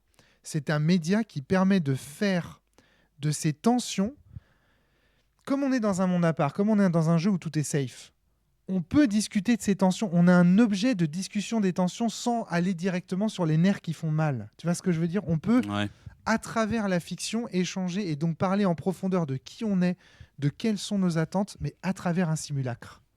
Justement, on en parlait tout à l'heure. Donc on est protégé derrière la fiction, on se met derrière la fiction, et ça nous permet de nous dévoiler. Et à la fin, les gens ne sont plus surpris de trouver que ah oui, toi c'est normal, t'es bonapartiste, bah oui. D'ailleurs ça se voit dans ton personnage machin et tout ça. Mais du coup, on n'est plus dans le jugement des uns et des autres. On est dans l'appréciation, on est dans la découverte des uns et des autres. On s'explore comme on explorerait une fiction, si tu veux. Je sais pas comment dire. Et non, mais je comprends. Ouais. Et moi, j'ai pas peur de dire ce soir que pour moi, une des plus belles choses qui soit arrivée à Sens, c'est ton podcast en réalité. C'est-à-dire qu'en fait, parce que en fait quelque part, c'est le propos de Sens, ça. C'est-à-dire de dire, mais si, c'est très important. C'est gênant là. Oui, c'est gênant, mais je sais que c'est gênant. C'est toujours gênant. Je laisse mon pantalon et on fait ça devant tout le monde. Non, mais c'est quoi là ? C'est quoi ce traquenard ? Attends, c'est hyper important. Quand j'ai fait la cellule, c'est exactement ce que je voulais montrer. C'est-à-dire que le jeu de rôle était un vecteur d'enfoiré. Arrêtez, c'est dur de dire ça. Les gens on ne se rend pas dur, compte. C'est très dur de dire aux gens des choses qui sont de l'ordre de l'amour, du sentiment, etc. Parce que justement, on a l'impression qu'on se met à poil et que c'est un peu gênant. mais c'est vrai. C'est-à-dire que en fait, ce qu'on essaye de montrer à travers le jeu de rôle, c'est que le jeu de rôle crée des liens et nous rapproche les uns des autres malgré nos différences. Quand on pense à la carte postale, par exemple, de Stéphane Bagnier, le podcast sur la carte postale, où il nous dit qu'est-ce que c'est le propos du jeu de rôle classique. Le propos du jeu de rôle classique, c'est toujours la même chose. C'est qu'un groupe de PJ, tous venus d'horizons différents, un nain, un elfe, un dunedin, une princesse qui veut sortir de sa cage dorée, vont faire communauté pour vaincre l'adversité. Tu vois ? La carte postale change, nous dit Stéphane Bagnier, mais le propos du jeu de rôle classique est toujours celui-là. C'est toujours des gens très différents qui vont faire communauté pour aller au-delà de leurs différences, et à la fin, ça va devenir des amis. Tu vois, comme Gimli et Legolas dans le film de Peter Jackson, qui se disent à la fin est-ce que tu veux mourir à côté d'un elfe ? Non, mais je veux volontiers, je mourrai à côté d'un ami. C'est exactement ça. Et en fait, à travers la Citadelle, putain. Attends, vous dites, me cherche pas parce que tu vas avoir des gifs. Genre, je vais t'en mettre des gifs, moi. Je vais t'en mettre un beau, un gif dans 30 secondes. Si tu continues, voilà, là-haut, ça va péter. Donc, ça va péter. Donc, bref. Mais pour moi, la cellule, ce que je voulais montrer à travers le podcast de la cellule, c'était ça. C'était qu'on avait réussi à se trouver, à devenir en fait, dépasser en fait nos différences. On était déjà des amis, mais à aller encore plus loin à travers le jeu de rôle. Et la citadelle le montre. Et c'est en cela que je montre que je veux te dire et que je veux montrer que la citadelle, pour moi, c'est le meilleur produit possible. Et on en a parlé aussi des releases dans la cave. On a parlé des expériences avec sa table qu'avait fait Vincent Maviel. Mais le podcast de la citadelle, c'est le meilleur produit de sens qui puisse arriver. Est-ce que tu vois ce que je veux dire? Ça Oui, montre mais... mon propos. Oui, mais La citadelle. parce qu'on s'est tenu à ce truc-là d'enregistrer un maximum de podcasts et essayer toujours de le dire dans des micros, ce qu'on pensait. Mais je pense qu'il y a beaucoup de tables qui sont comme nous, énormément. Mais J'espère la majorité. J'en pense à une Ouais. autre, celle de Rouen. La Ouais, table voilà. de Romain, par exemple. Voilà, celle de Florent, Celle de Florent, à Dijon. celle de Julien Falconet. Je pense à plein d'autres tables. Celle de Maxime Victor et Morgane Régnier. Enfin, c'est une table quand même, la table à 2MJ, c'est une table culte de l'histoire de développement de ce De jeu. toute façon, il n'y a pas de concours de quéquette, quoi. Enfin, je veux dire, il suffit de prendre les micros, en fait, et tout le monde sera ravi d'entendre. C'est ce que j'allais te dire, c'est que oui. En plus, nous, t'as vu, il y a 0 plan, on y va comme ça. On s'en mais fout, non, mais quoi. c'est trop bien, c'est trop bien. Nous, les podcasts s'en fout. Mais quelque part, c'est bien parce que le fait qu'il n'y ait pas de montage, que comment dire, ce soit. Attends, c'est quoi le son, Boudi? Pourquoi le son c'est populaire, pot pourri? C'est quoi? Est-ce que vous entendez un mot? Pourquoi le son c'est populaire, pot pourri? Est-ce qu'il y a une musique? Non, c'est bon, il n'y a pas de musique. Il dit n'importe Ah, le son sur le côté, c'est populaire, pot pourri. Ah Parce qu'on a mis, avant d'enregistrer le podcast, on était en train de s'écouter les musiques de VVVVVV de Terry Kavanagh. Et donc les musiques de Magnus Carlsen. Donc voilà, c'est ça. Pourquoi ta pépé c'est un koala? Pourquoi ta pépé c'est un koala? Ouais, c'est ça. T'as la ref? Ah oui, c'est ça la rêve. Okay. Mais genre, il demande Ah tout ouais, le d'accord, ok, merci Woody. Tiens, il y a Jay, cool. Ah, je me pointe une seconde et ça parle des releases dans la cave. Merci pour la ref. La bise à vous, je retourne dans mon antre. Bah oui, Jay. Bon, bisous, Jay Cetra. Jay Cetra, trop cool. Donc, qui avait gagné le quiz de la Citadelle. Qui avait gagné le quiz de la Citadelle, évidemment, mais grand quiz sur défenseur de sens devant l'éternel, évidemment. Et alors voilà, donc on parlait des releases dans la cave, on parle de la Citadelle, on a parlé de toutes les expériences de table de sens. En fait, pour moi, c'est ça le produit. Et je me souviens encore de Hurlement, le jeu de... Oh merde, j'ai plus son nom, l'auteur de Hurlement. Bah, tu l'as dans le placard là. Bah, cours taper. Cours taper, vite. Ça. Cours taper. Ouais, voilà. La commu, c'est qui l'auteur de Hurlement, le JDR? Tu veux que je demande à ChatGPT? Un gros troll. Cours l'acheter. Non, en fait, le délire. Non, mais tu rigoles quoi. Non, mais le délire de Hurlement, c'était pareil. C'était ce trip de la caravane, des gens qui se rassemblent, etc. Le truc de la caravane, c'est qu'elle a créé. Jean-Luc Bizien, merci. Elle a créé en fait des réunions rôlistes pendant très longtemps. Qui ont eu lieu justement dans le village de Bizien, je crois, hein, dans mon souvenir comme ça. Je sais qu'il y a eu exactement le même phénomène autour de Insectopia. Il y a eu des phénomènes comme ça de gens qui se retrouvent autour des jeux. Ouais, Insectopia qui font des week-ends chez eux. Ils invitent des gens, je crois, dans une ferme. Enfin, j'ai pas bien compris. Non plus, j'ai pas compris, mais je crois à la campagne, week-end. Et même ceux qui financent à une certaine hauteur leur financement participatif, et ben, ils sont invités. Voilà. Longtemps. C'est cool. Mais tu vois, l'idée, c'est Mais ce que je trouve cool, c'est que la Citadelle en laisse une trace audio. Parce que tout ça, c'est bien gentil. C'est des histoires qu'on se raconte au coin du feu. Les événements faits par Jean-Luc Bizien. Les événements organisés par Florent Moragas, donc d'Insectopia. Mais là, il y a une trace, en fait. C'est-à-dire que grâce au podcast, on laisse, en fait, une trace de ça. Et moi, je suis convaincu que pour des gens qui veulent faire de la recherche autour du jeu de rôle et du phénomène du jeu de rôle, les traces laissées par des podcasts comme ceux consacrés à Sens, etc., sont importantes parce qu'elles montrent en fait le produit de l'activité du jeu de rôle. Et ce produit, c'est la relation, c'est les liens, c'est l'amour, c'est tout ça. Alors oui, ça paraît ridicule quand on le dit comme ça et un peu trivial de dire bah oui, mais la création des liens, c'est pas trivial en fait, on en a besoin aujourd'hui. Et donc le fait d'entendre des gens comme vous à la Citadelle dire... Et autre lien, c'est aussi... Tu veux qu'on mette nos podcasts dans une capsule temporelle? Ça n'a pas déjà été fait? T'aimerais bien que ça n'ait pas déjà été fait. Non, bah Non, ça n'a pas été fait. Mais comment ça? Il y a des Ok. capsules Je sais temporelles? pas, peut-être. C'est quoi ça? Ok, d'accord. T'as demandé à Bulma son avis avant de. D'accord, ok. Non, mais autre lien, c'est aussi très rapidement, alors très rapidement ou pas, parce qu'on est en fin de sens mort, donc ça fait déjà 2 ans et demi qu'on joue. Ouais. On te contacte en fait, on rentre en contact avec toi, je sais plus pourquoi, comment. Je crois qu'on est en vacances à côté, à 5K, le Guildo, ouais, c'est ça. Ah oui, oui, exact. Et on fait ah, mais 5K le Guildo, c'est pas loin de Saint-Malo. 5K le dildo. J'ai trouvé mes dildos, hein, Booty Live. Merci. Hein. Toi-même, tu sais. Tout le tour du ventre des dildos. Tout le tour du ventre. Et on te contacte et on dit ouais, on va faire un podcast comme d'hab quoi, pour parler de la fin du tome 2. Ouais. Est-ce qu'on peut le faire avec toi? Et puis toi tu nous invites gentiment. Complètement. Ouais, on était à 5K pour rencontrer le Seigneur. Le Seigneur. Maître. C'était à l'époque où vous jouiez à Vadémécom, en fait, si je comprends bien. Je sais pas, ouais, tous mélangés. Oui, peut-être, ouais. Ouais. On avait déjà joué à Vademecum. Et tu nous invites, et en fait, quand on regarde cela, justement, en revenant un petit peu sur les podcasts de la Citadelle, bon, il y en a beaucoup quand même qui sont avec toi. Hein. Je pense qu'il y a bien un tiers des podcasts avec toi. Ah bon? Voilà, pas loin, Ouais, hein, entre un quart et un tiers. À la fin, peut-être. Non, parce qu'en fait, on fait un débrief. Après, c'est devenu un rituel. On vient à la fin de Sens Néant pour faire un débrief avec toi. D'accord, ok. Et on vient à la fin de la campagne. Ah, j'adore.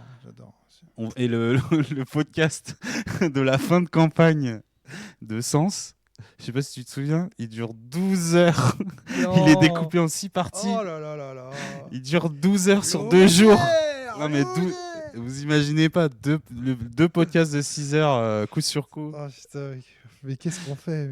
Et il est très intéressant ce podcast. Il mérite d'être écouté par tous les MJ de Sens. D'accord, ouais. Parce que t'en dis beaucoup, tu te livres beaucoup. J'ai eu mes premiers poils blancs à ce moment-là. Ok. C'est pas à cause de ça, c'est moi qui t'ai arraché les cheveux. On a raconté ça en début d'émission. Et donc se crée aussi ce lien-là. Tu vois, finalement, après, on vient pour d'autres trucs. Tu nous je sais plus, mais tu nous invites pour. On fait la table de Trip to Sky, Cetra un peu aussi, un pour peu un playtester playtest. Cetra aussi. Cetra. Ouais, effectivement. Enfin voilà, bon bref, c'est cool quoi. Et puis Ouais. on n'est pas dans cette relation de. Enfin je sais pas. Qu'est-ce que t'en penses, mais on n'est pas en mode. On n'est pas dans cette relation là, de fan. C'est pas ce type de relation. Les yes men, voilà. Les quoi? Les yes men. C'est-à-dire en fait c'est souvent, on en avait parlé avec Antoine. Les susboules. Non, les yes men, pas les susboules. Les yes men, c'est des mecs. C'est pas ça les yes men. Bah si, le yes man c'est quelqu'un qui arrive et quoi que tu dises, il dit oui quoi, tu vois, parce qu'il est fan de toi ou je sais pas. Ou, Ok. Tu vois, c'est ça quoi. Donc non, mais le courant passe bien aussi parce qu'on a la même culture. On a lu les mêmes mangas, on a joué au même jeu vidéo, on est tous les deux fans de Metal Gear, on a toutes les rêves en commun. C'est bon alors, t'en es fan de Metal Non, Gear. C'est bon, il y a des copains alors.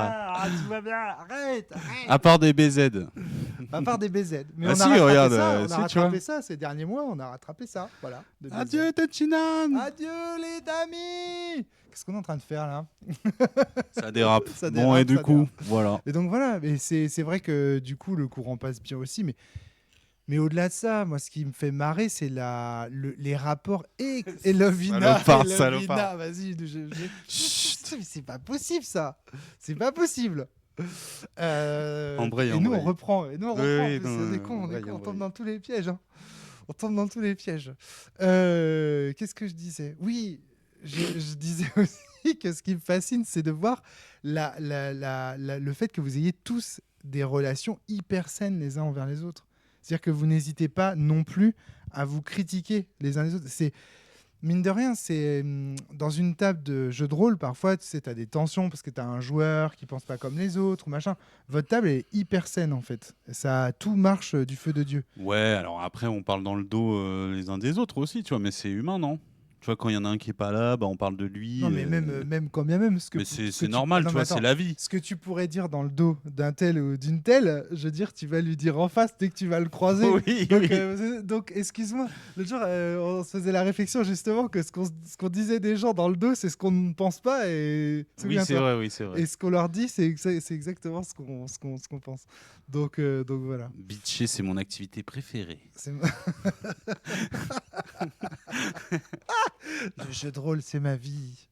Donc voilà, super. Ok, voilà, donc moi je trouve, en tout cas à titre personnel, en tant qu'auteur de jeux de rôle, voilà, la citadelle, c'est ce que je souhaite à tous les auteurs et toutes les autrices de jeux de rôle, avoir une communauté de gens qui vous suivent, qui critiquent, qui aiment ce que vous faites, mais en même temps qui sont pas en mode yes man justement à dire ah bah t'es trop bien, ah nana, vivement qu'ils sortent machin truc. Non, il y a des vraies critiques, c'est constructif, c'est exigeant. Il y a justement des add-ons qui sont faits de sens, de Vademecum, de Trip to Sky et tout ça, qui sont utiles pour des MJ. Parce que ça fait aussi partie de tes motivations à poster ces podcasts, de De faire un quoi? podcast utile pour des MJ. Ouais, mais c'est plus pour Sens, hein, pas pour Trip to Sky ou Vademecum. T'en as Ah, su Vademecum, peut-être, si. Si. Bah oui, avec Lord Ali, oui, t'as vu passer. Ouais. Si, ouais, mais parce que Vademecum est très lié à Sens aussi. C'est celui qui est le plus lié à Sens de toutes tes œuvres, je dirais. Ah ouais. Sans spoiler. Sans spoiler. Je trouve pas que Cetra est plus lié à Sens que. Non, ok. Ok, non, c'est un point de vue. Dans la chronologie, non, mais dans le fond, oui, bien sûr, avec la métallite. Je De sais toute pas. façon, il sort quand Cetra, au fait? Il est déjà sorti. Ah, il pardon. est disponible sur le Patreon. Ah, c'est rappel, bizarre, Je le hein, rappelle. personne n'en parle. Personne n'en parle. Bah, tu m'étonnes, t'as vu Là, pareil, le jeu est tellement exigeant. À la base, c'était un outil pédagogique pour MJ. Ah ouais. Bon, on n'avait pas cette prétention, hein, mais c'était, oui, c'était peut-être une bouée à la mer, au cas où si quelqu'un tombait dans la mer, des MJ noyés de Sens. Voilà. TTS aussi est bien lié à Sens, nous dit Shin42. Bien sûr, bah évidemment, TTC. Toi-même, tu sais. TTC. TTS ou TTC, faut savoir. Toi-même, tu sais. Toi-même, tu sais. On va pas tout dire. Ouais, on a déjà beaucoup dit là. On a déjà beaucoup dit. Mais ouais, le but surtout, moi, en fait, juste pour récapituler, c'est qu'au début, je me sens pas. Tu sais, quand il y a Sens là, Sens, il y a beaucoup de phases un peu cinématiques, Ouais. comme dans les jeux vidéo. Ouais, d'accord.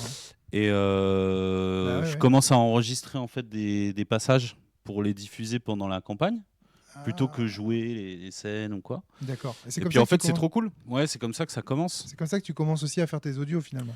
Ouais, c'est comme ça que je découvre un peu ce truc-là. Et puis progressivement, je sais plus pourquoi, je commence à écrire un truc sur Gladius, etc., sur d'autres personnages. Et ça dérape et ça va jusqu'à la bavure sur Céline de 6 heures là. Van Callen. Oh, Antoine aussi a fait des choses. Tout le monde a fait un truc. Hein. Oh, Boudi aussi a fait un truc. Alex a fait un truc. Tout le monde s'y est mis. C'est très bien. Écoutez-les, c'est très sympa. Ouais. Euh... C'est fascinant surtout. Enfin. Ouais. Mais moi, je suis pas objectif là-dessus parce que étant l'auteur du jeu, ça me fait pas le même effet forcément que des MJ en herbe ou des joueurs qui iraient écouter ça en fait. C'est ça qui est étonnant en fait. Et sinon, pour l'avenir de la Citadelle, je sais pas. Là, en l'occurrence, il y a déménagement. Tout le monde va changer un peu de région là, dans les boudis de la Citadelle. Mais dans la même région, a priori. J'en dis pas plus. On ne sait pas où. Mais on a une petite idée. Hein. Fais écouter le rap. non, peut-être à la fin. Mais je sais même pas où il est. Envoie le lien alors. Oui, putain. Et non, mais là, après, on s'accapare la radio. Si on commence à faire des trucs, c'est n'importe quoi. Ça part en couille. Mais c'est pas fini parce que donc, les podcasts, il y en aura peut-être pas avant très longtemps, sauf avec Florent. Ouais. Florent, qui est un gars super cool, qui habite Dijon, que je découvre un peu par hasard. Je vais pas en dire plus, mais d'amis. Et putain, il y en a qui mettent tout le monde à déménager à Fougères pour interrogation. et avec lui, voilà, on fait plein de trucs, et on compte faire plein de podcasts et tout ça. Il va venir, je pense aussi, enregistrer des trucs dans les micros. Florent le Goat. Le Goat. Le Goat. Le God of Full Time. Et moi, sinon, ça fait un bail là que c'est dans les tuyaux, mais c'est une sorte de, pas science création, mais une encyclopédie de sens sur tous les personnages. En fait, j'ai développé. Bah, t'as vu, j'ai un fichier de 1300 pages rédigé. Ce monsieur a écrit 1300 pages sur les personnages de sens. Ok. Ça dérape, c'est dérape. Sur Elena Mardin, ça fait 550 pages à elle seule. Tu fais oula. Je sais pas où ça va. Hein. Il va falloir. En plus, qu'est-ce que je fais avec ça en fait? J'en sais rien. Ta thèse sur. Je sais rien. Je sais pas. Ça intéressera personne, tu vois. Je sais pas. Mais. Qui sait? Et sinon, il y a un autre truc, c'est un audio là, qui est dans les tuyaux, mais j'ai personne pour enregistrer. Je n'ai pas d'acteur pro. Ouais, d'accord. L'audio sur Cetra, Oui, qui oui. raconte l'origine de Cetra, Ouais, il y a comment il découvre les Ultimas, tout ça, tout ça. La vérité sur la Cetra. vérité. Ah, c'est trop cool ce que tu fais. Et c'est effectivement, ça s'apparente à de la Encyclopédie. Ouais, c'est trop pas bien. mal, c'est pas mal. Mais c'est pas une encyclopédie, mais ça permet de. L'encyclopédie comprend aussi Sens Bateau pour l'interrogation. Sens Bateau, référence à Dans le Tritus truc Sky, sur hein. cette sera, ouais. Ok. Il y aura des trucs sur la cellule et le début de Sens Bateau. Il y a 800. Non. C'est 810 000 810 000 pages. Et en Ouais. plus, c'est écrit petit, hein. Moi, j'ai vu les pages et je peux vous dire que c'est écrit comme Sens Néant. Enfin, non, comme. Oui, il n'y a pas de Sens, mise en page. Mais... ouais. Sens Chaos. Sens Cosmos, je dirais.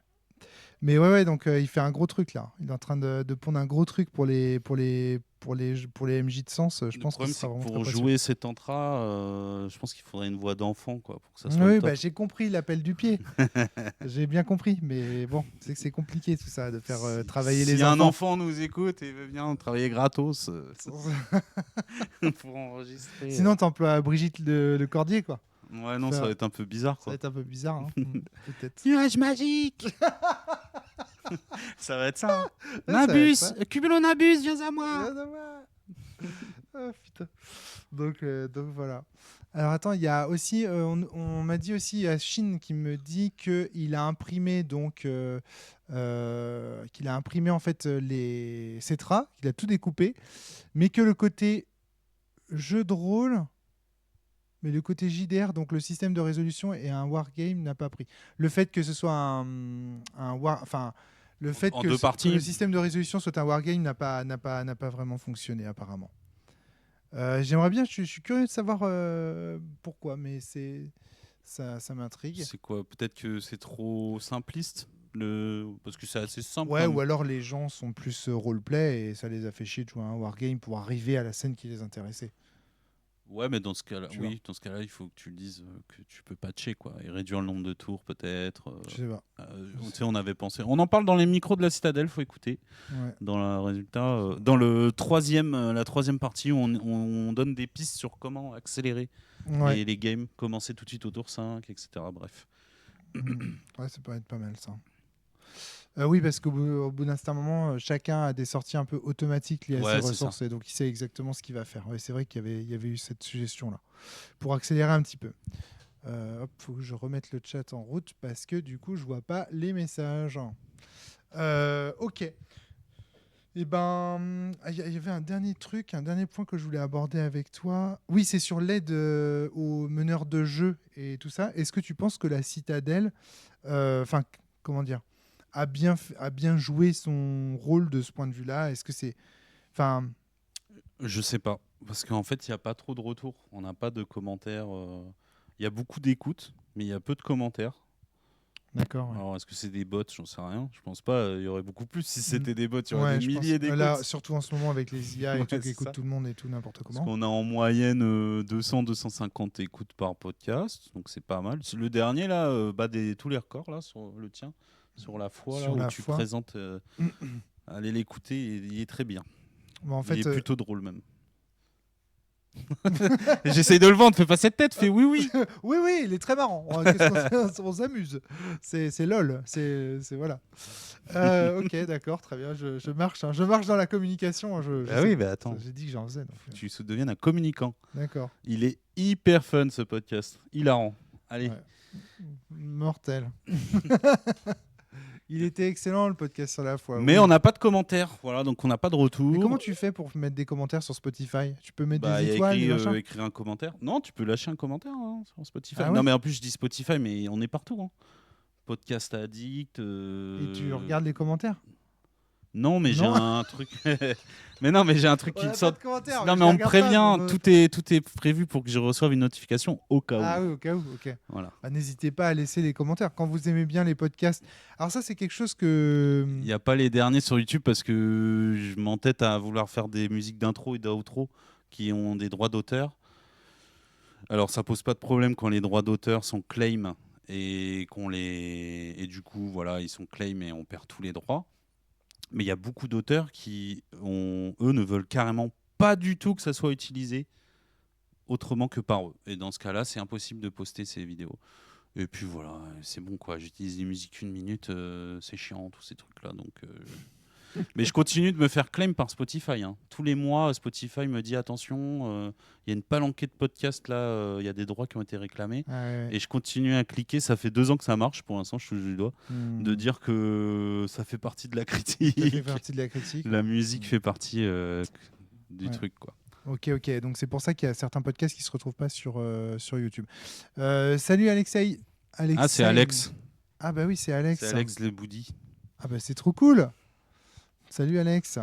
Ouais, donc on parle de la Citadelle depuis 2 petites heures, là. Non, 1h40 à peu près. Enfin non, 1 heure on va dire. Mais ouais, on est en train de parler de ce projet foufou qui est la réunion de gens très différents autour d'un projet podcastique et rôlistique. Et moi, ça me fait rêver, ça.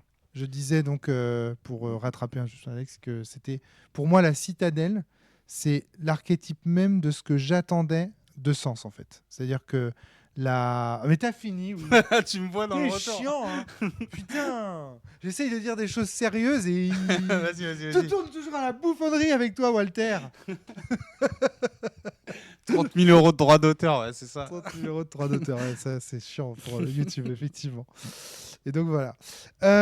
Donc je disais qu'effectivement la Citadelle pour moi c'était l'objet même, c'est le vide fertile même de Sens en fait. La création en fait d'une communauté d'amis autour de la fiction de Sens. La fiction de Sens étant utile à des discussions plus intimes entre vous, c'est-à-dire que la fiction de Sens sert alors de bouclier, en fait, c'est un petit peu comme une espèce de bouclier pour parler de choses plus profondes. Voilà. On est un podcast prototypique, nous demande Alex. La réponse est oui, vous êtes un podcast prototypique. Qu'est-ce que c'est que cette tête? Ah oui, c'est Alex Ah ouais. qui s'est amusé C'est trop bien. à nous faire des petits trucs rigolos. Ah, trop bien. Quand tu lis, c'est du troll. Hein. Tout ça n'est que du troll. Ok. Mais c'est rigolo à lire. Ah, c'est marrant, c'est génial. C'est trop bien. C'est trop bien la Citadelle. Mais en fait, Non, c'est moi, vrai je que suis- ça fait un moi, peu moi, je- Skyblog. Eh les gars, regardez, la team elle est trop stylée. Mes PJ, c'est les meilleurs.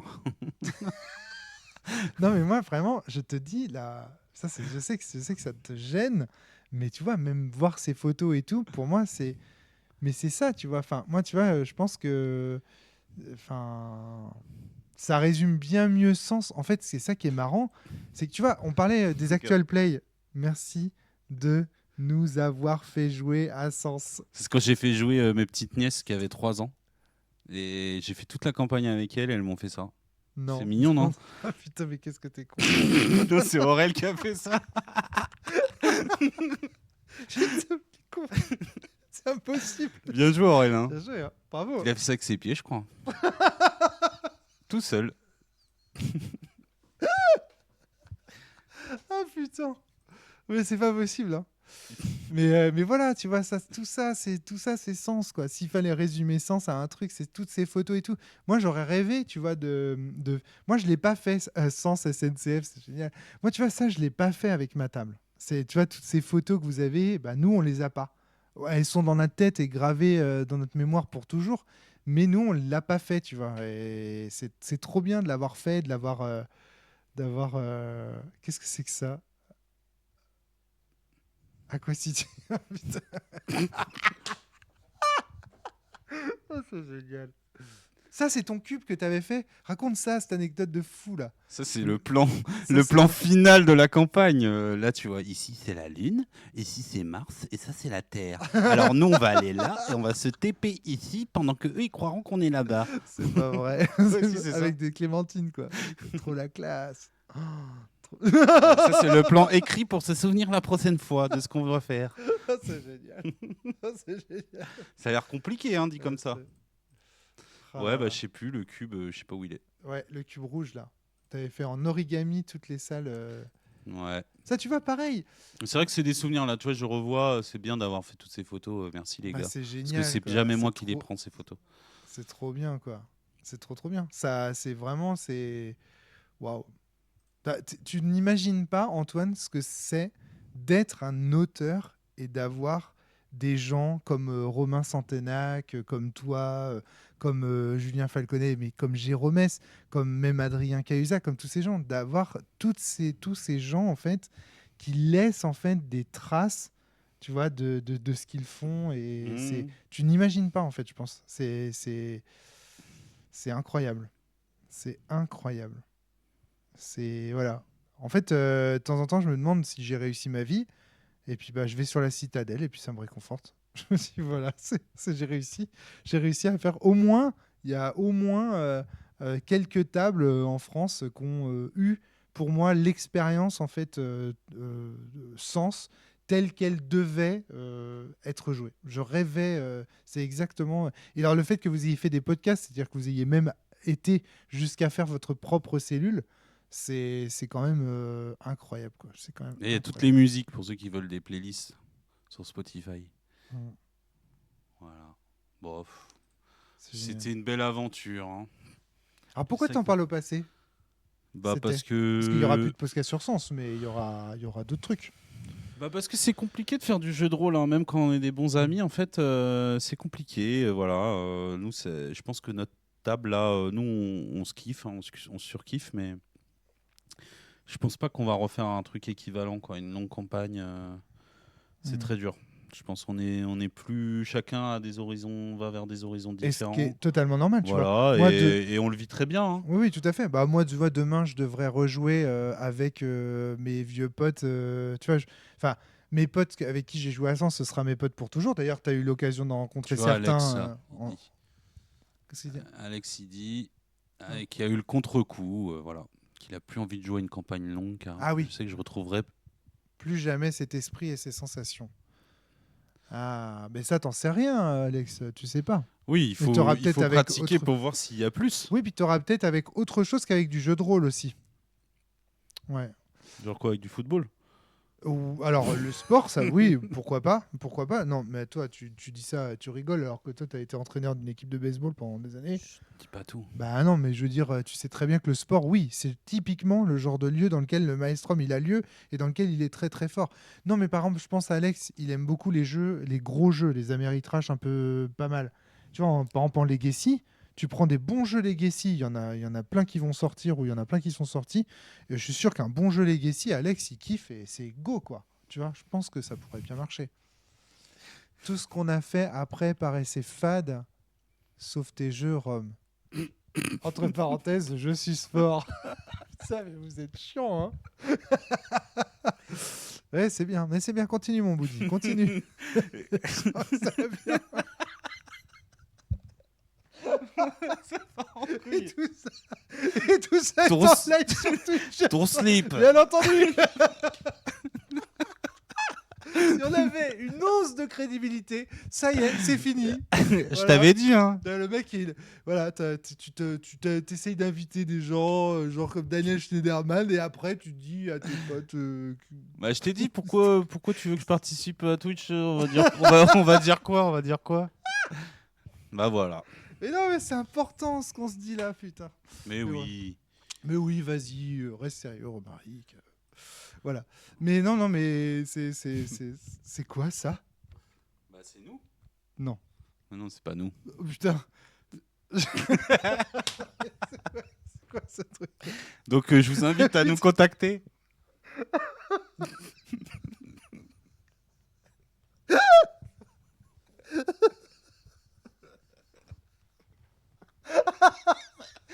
C'est pas possible. Qu'est-ce que c'est que cette image ? Antoine, pourquoi ? C'est Alex. C'est Alex le modo. Qu'est-ce que c'est que cette image ? Putain, mais c'est pas possible. Et après, tu t'étonnes qu'il n'y ait pas de commentaires. Mais putain, mais comment c'est possible Et ça vient d'où cette image ? Ça vient d'où cette image ? C'est vous quand vous Je sais pas. Mais non, c'est un truc d'internet, genre le fun. Le fun. On a un blog là ? Non, revenez bientôt. C'est pas possible. C'est pas possible. Oh là là, mais quelle horreur. Oh là là. C'est nous il y a 25 ans. Oh, c'est ça. Oh là là, c'est génial. Voilà. Bon, t'avais d'autres choses à dire, Romain ? T'avais un plan ou ? Je voulais, en fait, à la fin, je voulais ouvrir sur cette histoire de critique. C'est-à-dire de dire que... C'est ça les podcasts. Je rigole. C'est les mecs allongés. Non, sur là, le c'est quand on tapis. enregistre des audios. Ok, d'accord. Moi, je drive un peu et elle enregistre Julia. D'accord, ok. C'est pas ça les podcasts. Genre, le Les mecs allongés. il est allongé. T'imagines, c'est comme ça, on faisait les podcasts par terre. C'est comme ça les podcasts à la Citadelle. Tout le monde est par terre sur la moquette. Et parfois on la fume aussi. Oh mon dieu, putain. C'est trop bon. C'est trop bon. Voilà. Ah là, les beaux gosses. Coucou Cthulhu. Coucou Cthulhu. Je les avais piégés. Bon, Bon, du ouais, coup- non, mais pardon, parce que là, du coup, on est en train de regarder les photos. Je suis désolé pour les auditeurs qui nous découvrent via le podcast, mais effectivement, là, en fait, Antoine est en train de faire défiler un certain nombre de photographies que vous pouvez découvrir sur le site de la Citadelle. Et donc, du coup, on est en train de regarder ça et de se barrer en regardant les photos de merde. Voilà. Et très sympa, en fait, quoi a été posté. Ce rapport de campagne est quand même incroyable. Tu vois, sur Silent Drift, donc avec Christophe Buckley, et puis plus tard sur les ateliers imaginaires et tout, c'est pareil. On attendait énormément des rapports de partie et des rapports de campagne. Là, on a un rapport de partie et un rapport de campagne à chaud.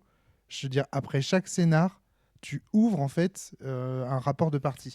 Pour un auteur, je suis désolé, mais pour un auteur, il n'y a rien de plus précieux que ça.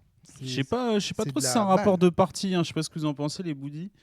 C'est plus un point sur où va la fiction, où est-ce qu'on pourrait l'amener, est-ce qu'on a fait les bons choix, mais on n'est pas là à parler des personnages et à raconter Non. qu'il adore le cassoulet Non, et non, qu'il attends, sort attends, avec attends, un tel. attends. Quoi. Il faut distinguer le rapport de fiction où tu racontes la fiction du rapport de partie. Pour moi, les podcasts de la Citadelle sont pour la plupart des équivalents de one-shot ou des podcasts campagne qu'on fait à la cellule, par exemple. Tu vois. Ok, C'est-à-dire oui. que c'est un vrai rapport de partie au sens où il y a de la fiction, mais il y a aussi les problèmes personnels que vous avez rencontrés. Tu vois, oh là, tu faisais chier, j'avais pas envie de faire ça. Ah ouais, mais toi, tu me l'as demandé. Ouais, mais quand même, quand tu nous as appelé, tu nous as dit que ça allait faire ça. Tu vois, par exemple, le podcast sur Trip to Sky, il y a un énorme, le fait que tu arrives avec un énorme document de 1000 pages. Ça joue dans la partie et les joueurs et les joueuses te le disent. Ils te disent, mais nous, on a vu un document de 1000 pages, on s'est dit, bah, faut trouver les secrets, quoi. Faut fouiller le document de 1000 pages. Donc, il y a des secrets à trouver. Tu vois, c'est tout con, mais ça montre que le système does matter. Ça montre que le système est important. Ça montre que les dynamiques sociales en place le soir de la partie autour de la table, ici et maintenant, si j'ose dire, sont très importantes pour le déroulé de la fiction et le déroulé en fait de la partie. Et ça, donc, c'est un outil, même pour un théoricien, tu vois. C'est un outil en fait théorique et un outil, un témoignage très intéressant pour prouver que le système does matter en fait. Pour faire simple. Ok, bah moi j'en suis persuadé que le système does matter. Après, j'étais biberonné un peu à la cellule, quoi. Parce que je suis brain rot par la cellule. Je sais pas. T'as pas la ref, brain rot? Non. Bah brain rot. Bon, Ouais. brainwash, quoi. Brainwash, ouais. Pour TTS, nous dit Boudi, il aurait peut-être Utiliser un suspense. Et après on me dit, oui, tu fais vieux à relire les trucs et tout, à revenir en arrière. Mais avec des commentaires comme ça, qu'est-ce que tu veux faire? Tu peux pas faire. Oui, mais tu vois, alors un petit exemple. Là, tu pouvais le lire dans ta tête et voir qu'il manquait un mot avant de le lire à voix haute. Tu pouvais peut-être il y aurait peut-être non, Une mais pour tablette. TTS, il aurait peut-être utilisé un. Utiliser une tablette, que son gros bouquin, ça aurait peut-être changé quelque chose. Ouais, c'est sûr.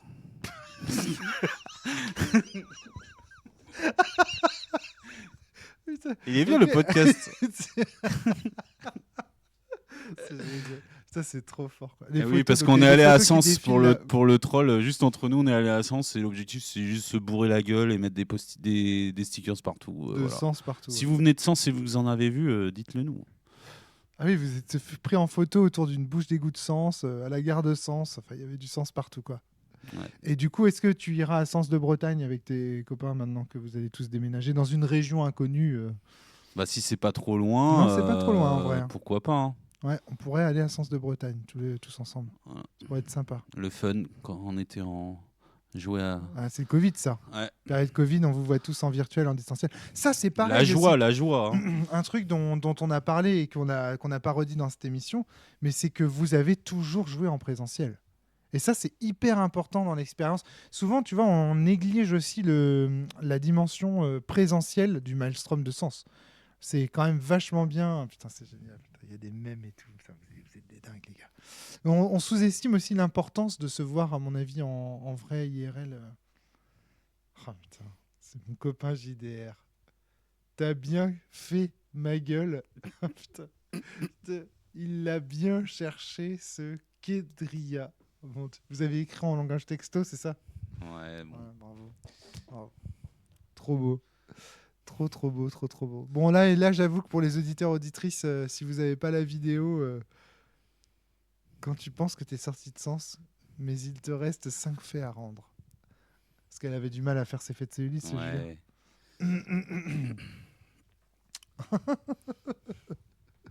Ok.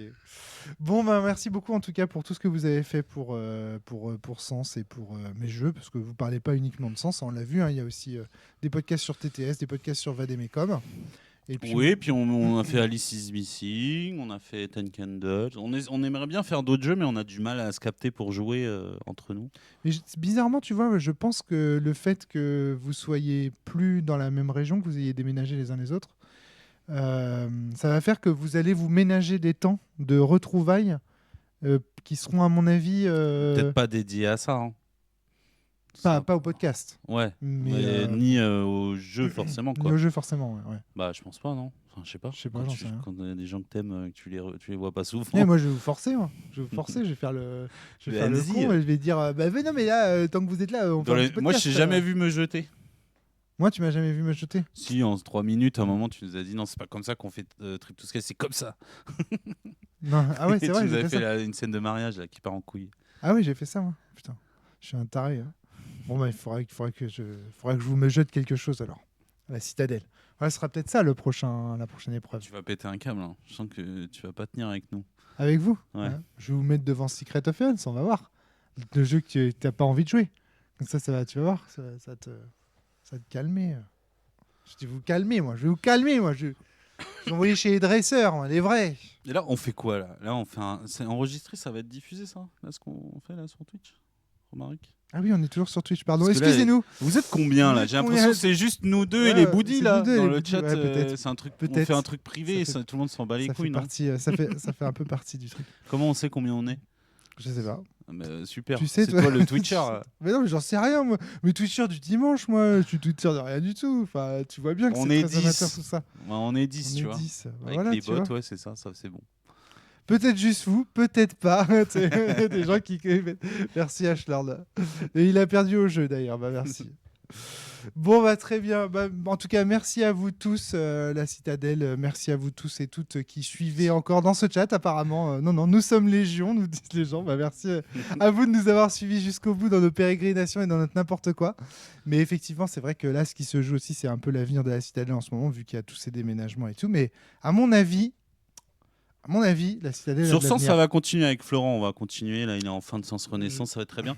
Mais ça viendra pas de moi. Tu vois ce que je veux dire? Oui, je comprends. C'est pas moi qui aurai des sujets. Je pense pas en avoir. Les seuls podcasts qu'on n'a pas fait, c'est sur Classis et Mythos, mais je veux pas les faire parce qu'en vrai, il faut pas les faire. Ouais, ok. Pourquoi?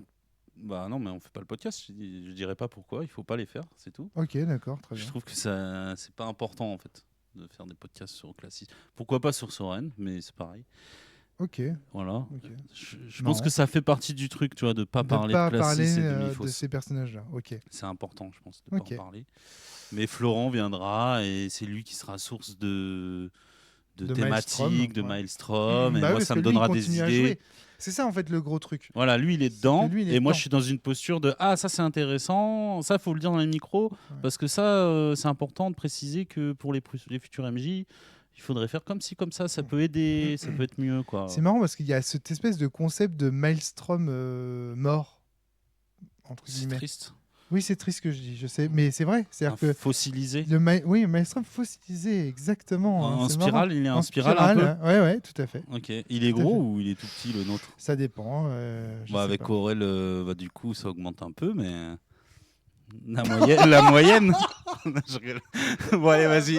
Allez. Allez, bam. Roulez. Eh ben, dis donc, hein, c'est ça. Non, mais tu vois, il y a cette idée de Maelstrom fossilisé. Et c'est effectivement très élégant, avec tout un tas de propos défendus par ailleurs. Voilà, on vous laisse avec ça. En spirale, est-ce que Rome va nous reparler de Gurren Lagann? Il me l'a vendu, il faut que je le mate. Ou le lise, parce que j'ai découvert que c'était un manga, Aurélien m'a dit. J'ai écouté les musiques aujourd'hui de l'animé. Je me suis refait les musiques de Gurren Lagann. Ça fait partie des choses pas terrible, mais voilà, dont tu m'as parlé, ouais. Et sur lesquelles il faut que je me plonge. Tout à fait. Crois en moi qui crois en toi, Antoine. Crois en moi qui crois. Ouais, c'est très bien ça, ce truc. Ouais. C'était dans le podcast de la foi d'ailleurs, t'en as parlé. J'en ai parlé. Non, mais je te dis, c'est un vrai truc chez moi. C'est crois en moi qui crois en toi. Voilà, c'est tout. Ouais, allez, je vais mater ça ce mois-ci pour Noël. Oh, trop bien. Il y en a, ils ont leur téléfilm de Noël. Bah moi, j'aurai Gurren Lagann. Ah, trop bien. Superbe. Allez, merci à tous et à toutes. On vous laisse sur ces belles paroles.